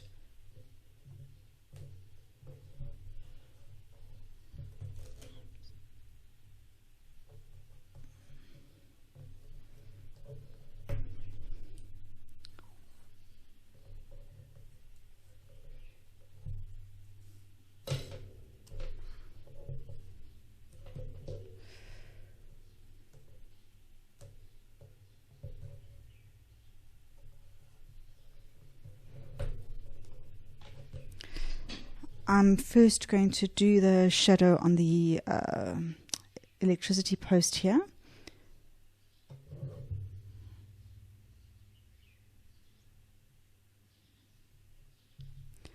I'm going to do the underside of these horizontal bars first.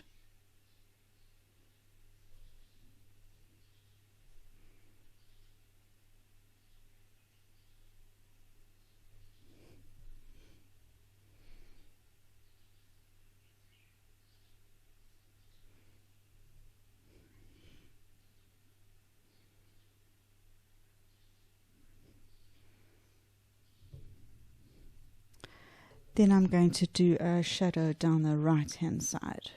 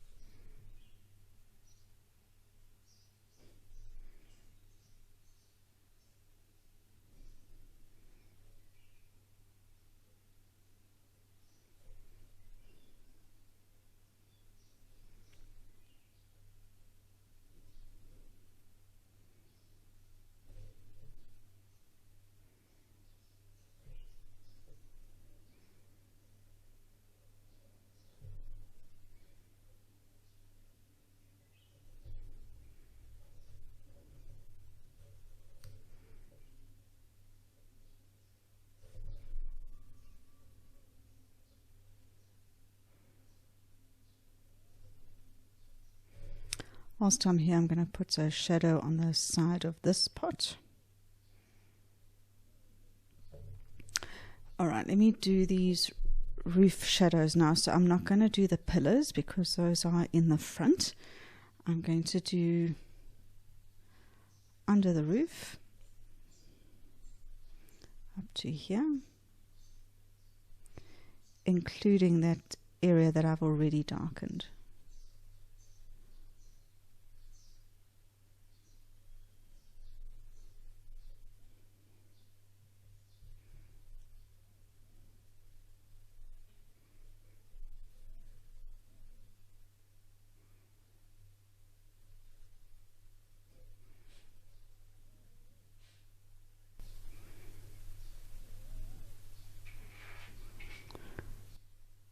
There's a Daisy dog scratching at the door.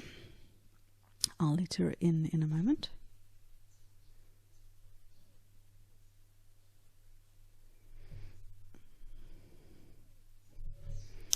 All right, one moment.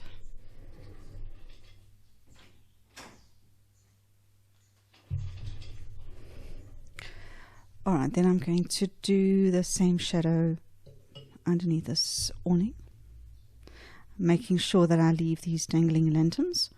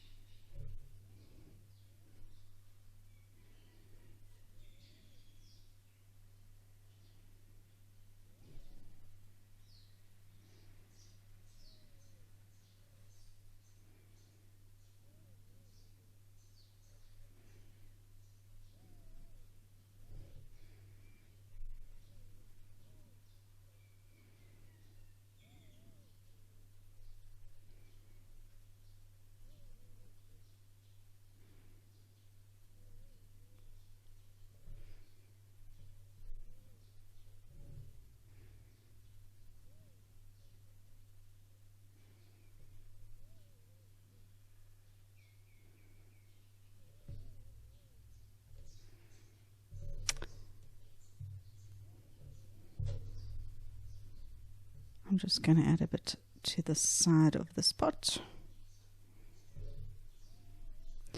Oh, I see these plants here at the front. They've just blended in with the bush at the back. I'm going to get a darker color and just separate them.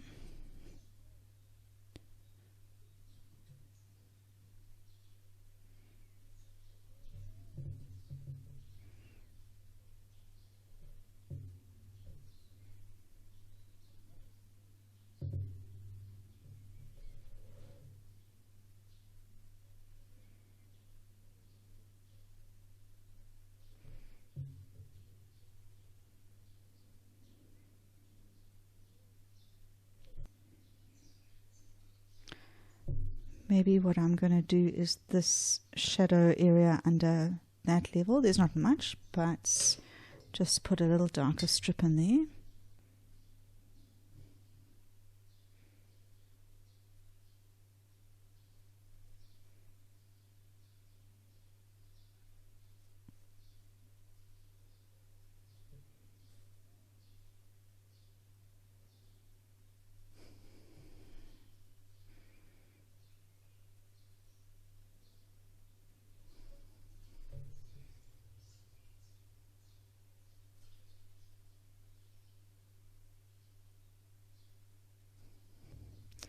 Alright, so I'm going to let that dry before I decide what to do next. Alright, the paint is dry now. I'm going to remove the washi tape.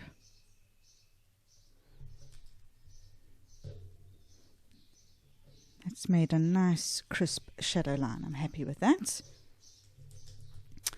Alright, I think I've got one more layer to do from top to bottom just to finish off bits and pieces here and there.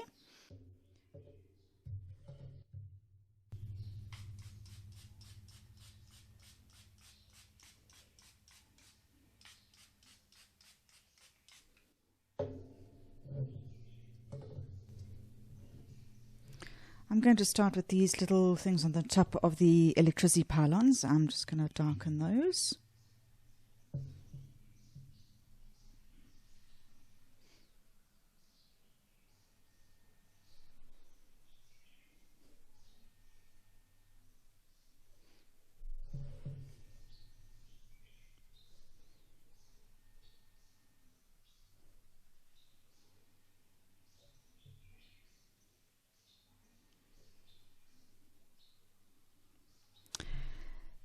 Then I think I'm going to do a light shadow that the pillars are casting on the wall.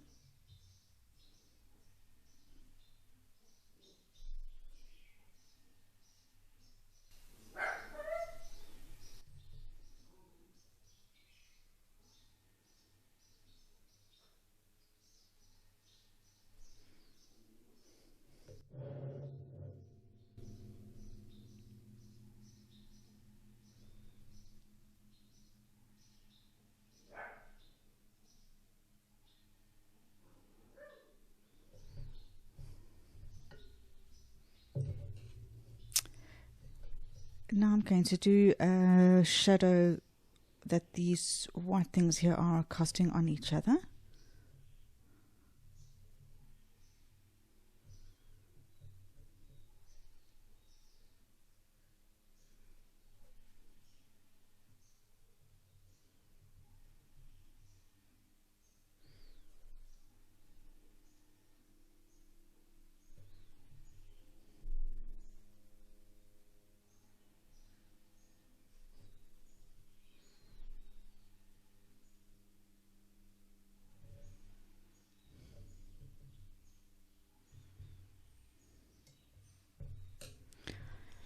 Then in this layer, I think I want to push the shadow behind these wooden slats darker, because any time that you make something darker, it pushes it backwards, and leave it lighter if you want it to come forwards.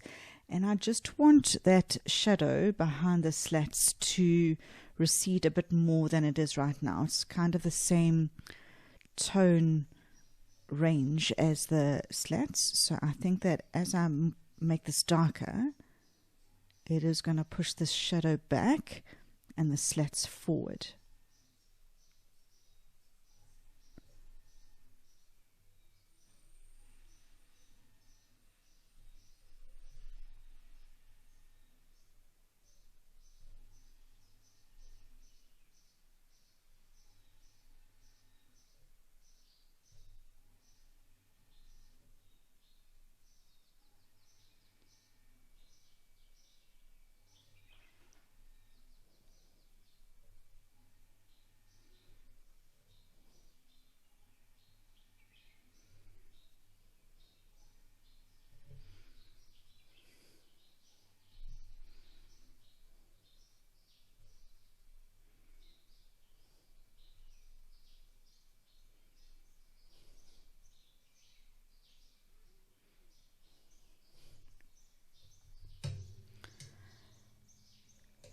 Now on this banner, I just want to add a bit of texture to it. It's all kind of the same color, but obviously there would be creases in the fabric. Maybe I'm going to work wet and wet just so that I don't get sharp edges here as I put some extra color down.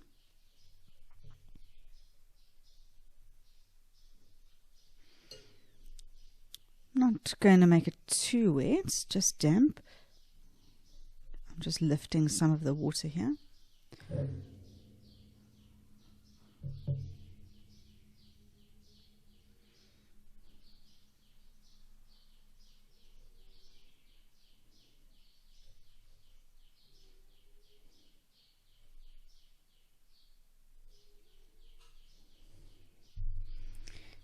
Yeah, I think that's better.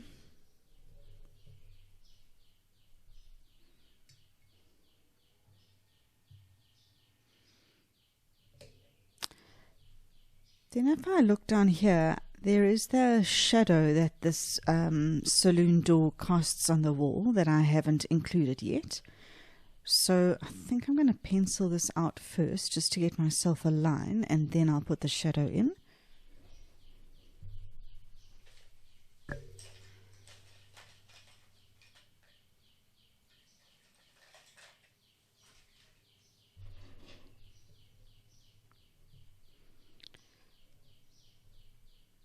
So I'm just going to do the straight line first. That would probably go back to here.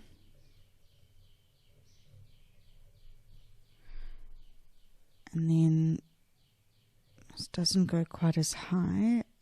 Maybe I'm just going to go like that.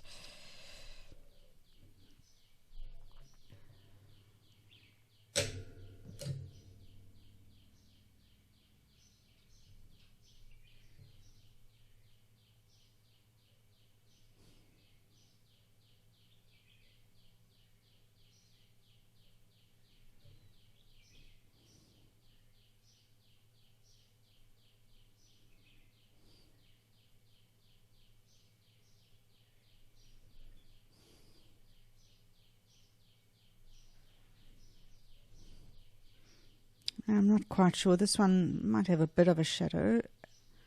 let's just do something like that.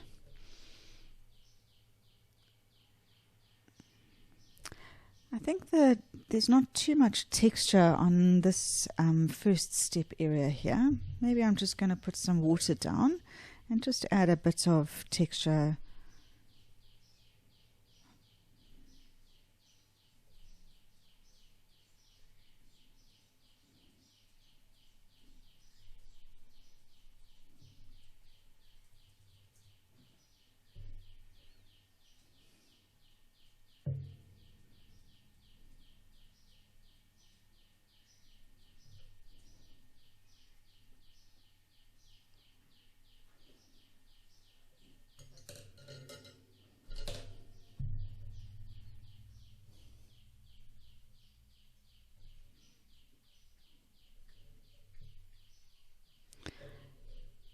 And then I'm going to just do, there'll be a little bit of a shadow here by the saloon door.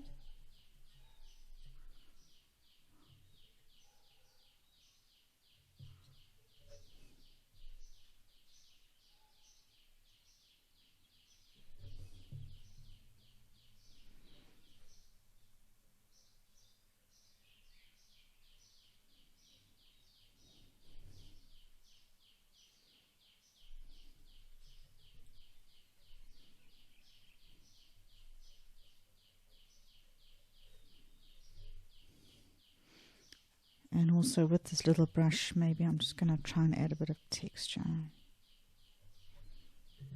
just putting my brush on the side and it's nearly dry.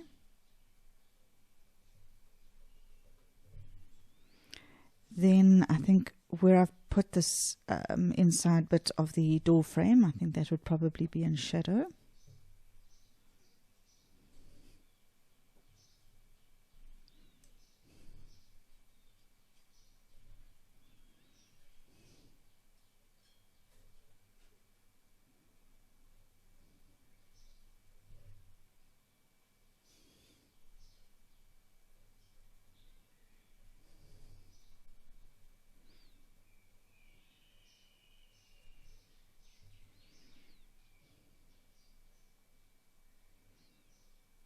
And then I haven't done anything definitive with these plants yet. Keep on forgetting. I'm just going to add a bit of darker just to give some variation. A small brush really doesn't hold much paint at all. That may or may not have worked. Let's put some grey on these little wheels.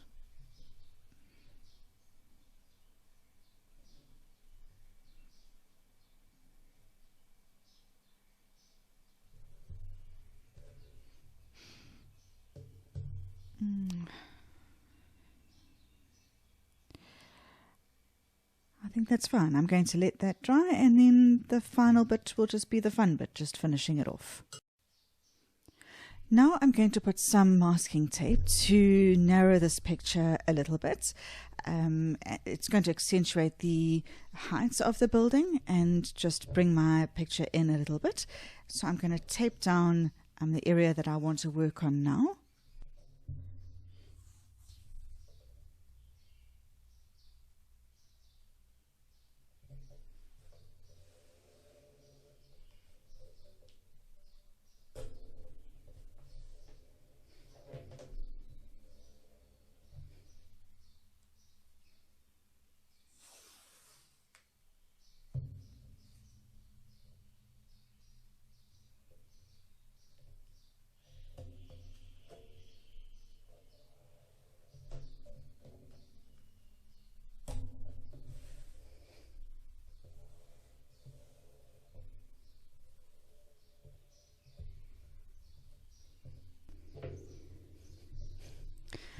Now I'm going to do a, do you hear that? That's at the local temple. There's going to be something going on today. It's normally, that sound is normally a funeral about to happen. I think the explosions are assisting the spirits into the afterlife. So it can happen at any time of the day that's been deemed the right time by the monks. And we'll get that every now and again, probably for the next hour or so.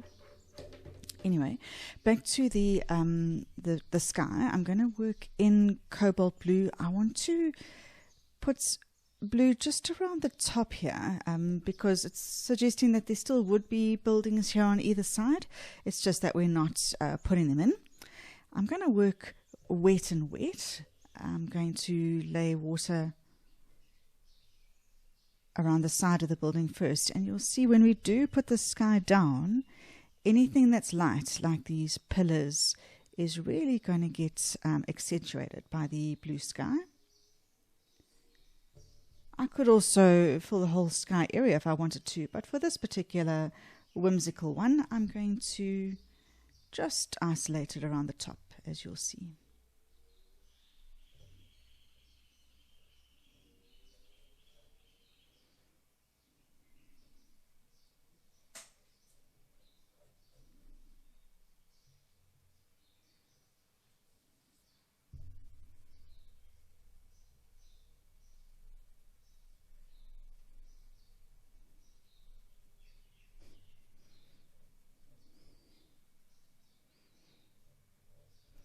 I'm pushing the water well beyond how far I want the sky to go, because I want it to blend out to nothing and not have a sharp edge to it. I don't know if I'm going to put blue on this side of the pylon. I'm just preparing for in case I do.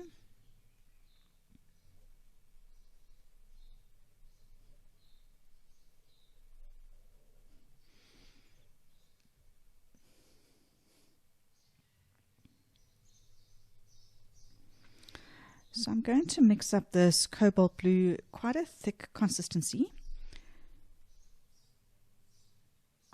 I don't want too much on my brush. And then once I've got that, I'm going to just stay close to the edge of the building.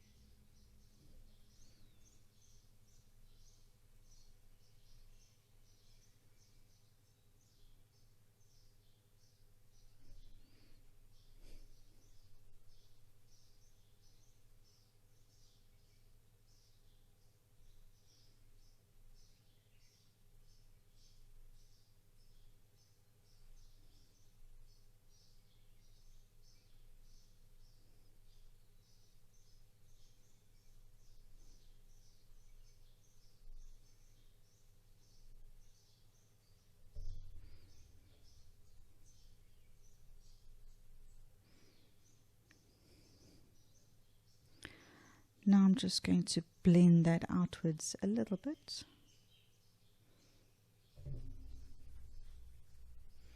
Maybe I will go a little bit over this pylon here.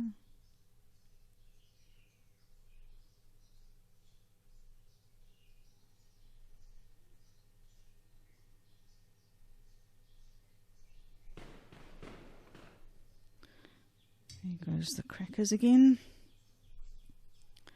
So I'm told that when someone passes away, that these explosions that they do in a controlled environment at the temple help to assist the spirits into the afterlife, but that it has to happen on a very specific day and time that the monks will tell you, and then that's when it happens. So that's why it really can be really any time of the day or night that you can suddenly get these crackers going off.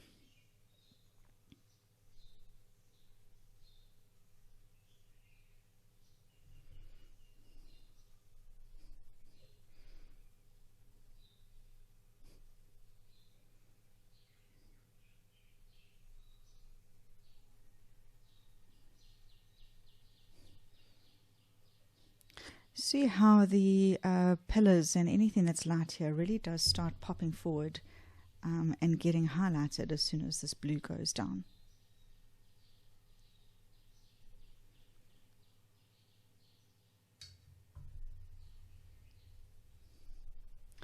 I just want to bring this blue down to the same level on the left as I've got on the right. I'm getting a bit of an edge over here. I'm just going to blend that.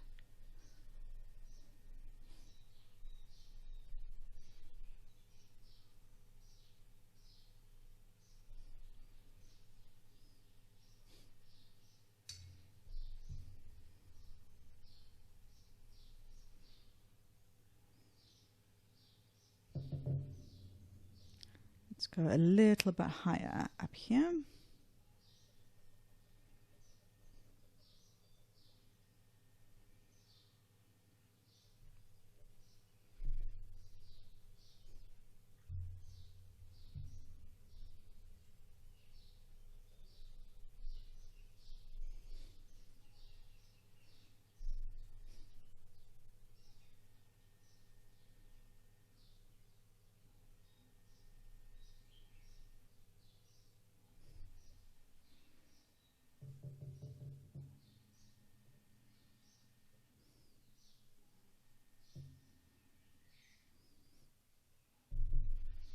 Great, I'm happy with that. I'm going to let that dry and then we'll do the power lines. Now I'm going to do the power lines. This can be quite scary if you are working directly in pen, and if you want to, you can put the pencil lines down first, but then I find that if I do pencil lines first, it does make me do my pen lines quite slowly because I'm trying to go over the pencil lines. And it definitely does work better if you can do these lines quicker. You do get a more spontaneous feel to them. But I understand if you want to do the pencil lines first to get the lines exactly where you want them. But I'm going to go with a 0.5 now. I want a slightly thicker line because I might be drawing them quite quickly. So I don't want the lines to be too thin. So the first one I'm going to do is to and from this point here. So the first one I'm going to do, and it's not quite horizontal. Just having a look. Maybe I'm going to bring this down here.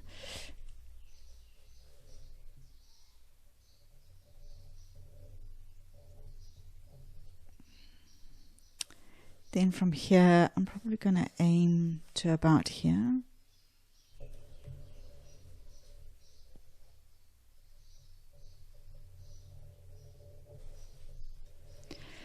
Now the tricky thing is that these other two are going to, their lines are going to be parallel to these two, so it's important to keep them equidistant.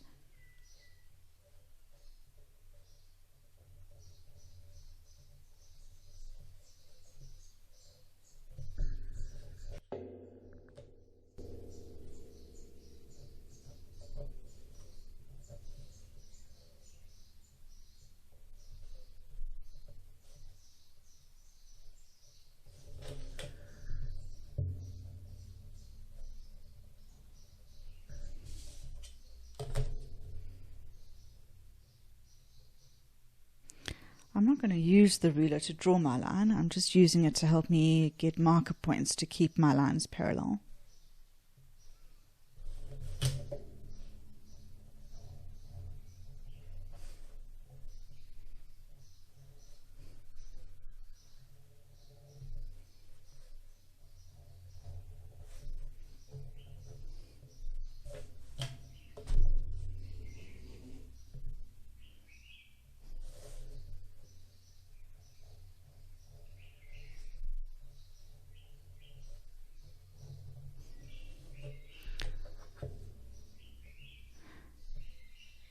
And I'll do a similar thing with these three down here.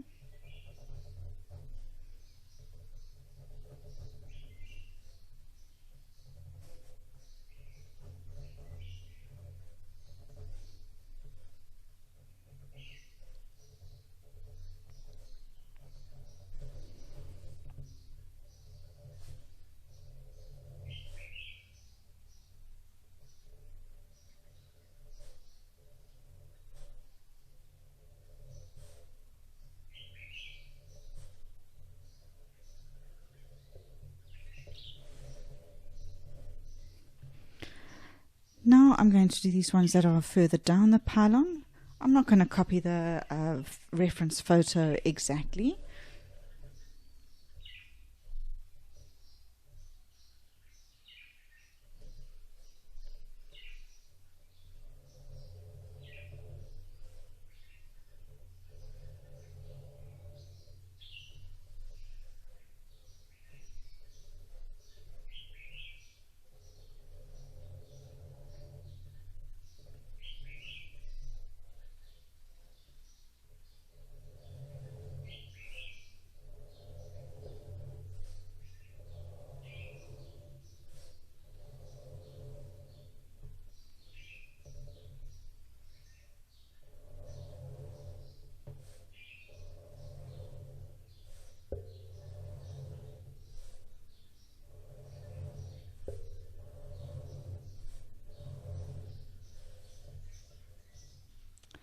I'm going to do a couple with a little bit of a dip in them.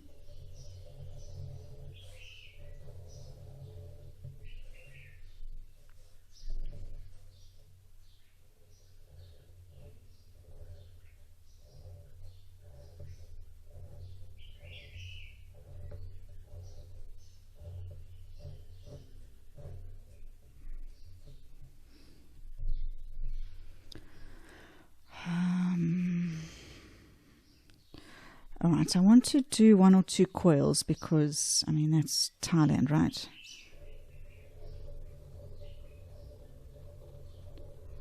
Why would the electricians cut these cables to length when they can just coil them and dangle them on the pylons?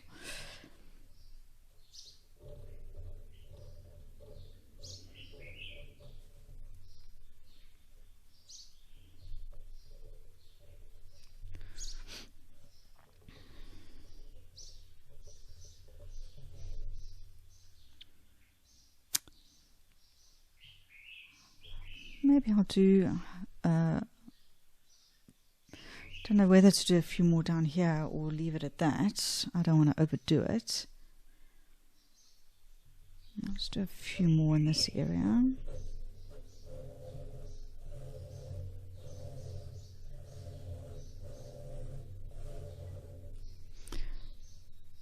I always wonder what these people's view must be like once all of these lines are dangling in front of the veranda. Alright, then let's put some lettering and numbers on these things here. I think I'm going to go to the smaller 0.3.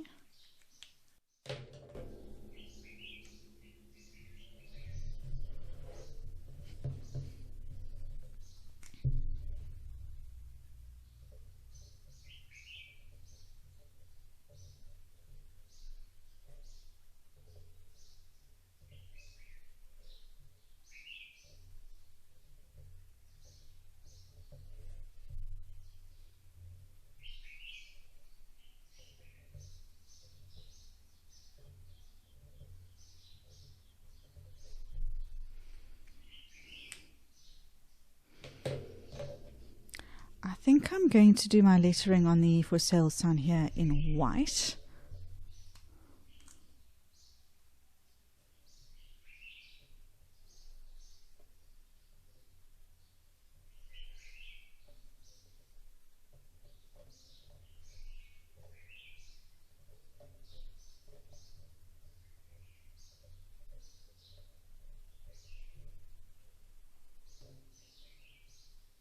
I'm just going to make up a number.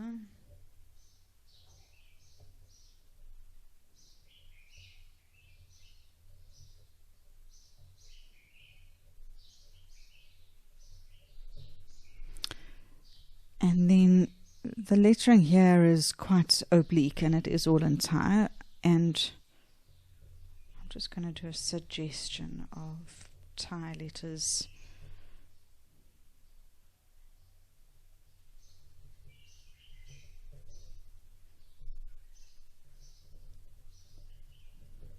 Here, I'm just going to do squiggles. Maybe there's a number here.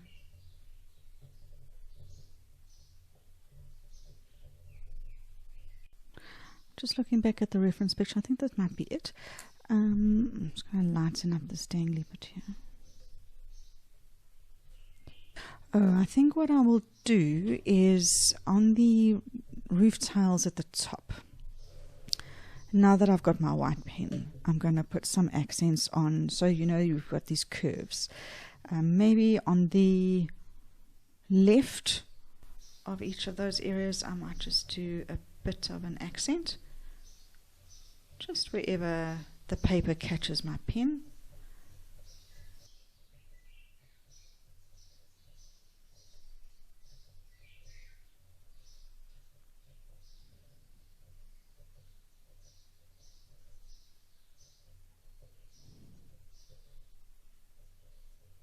I think that does give these tiles a bit of a lift.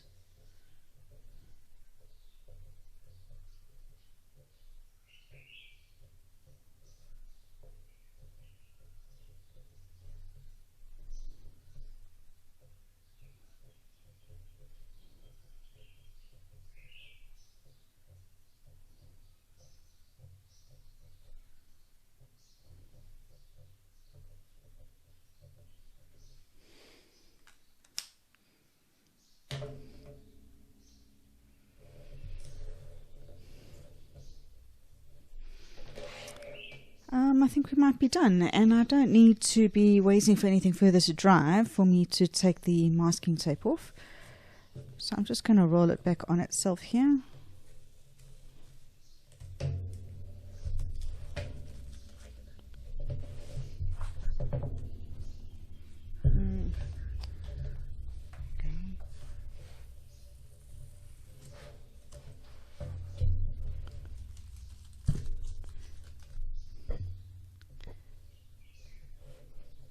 There we go.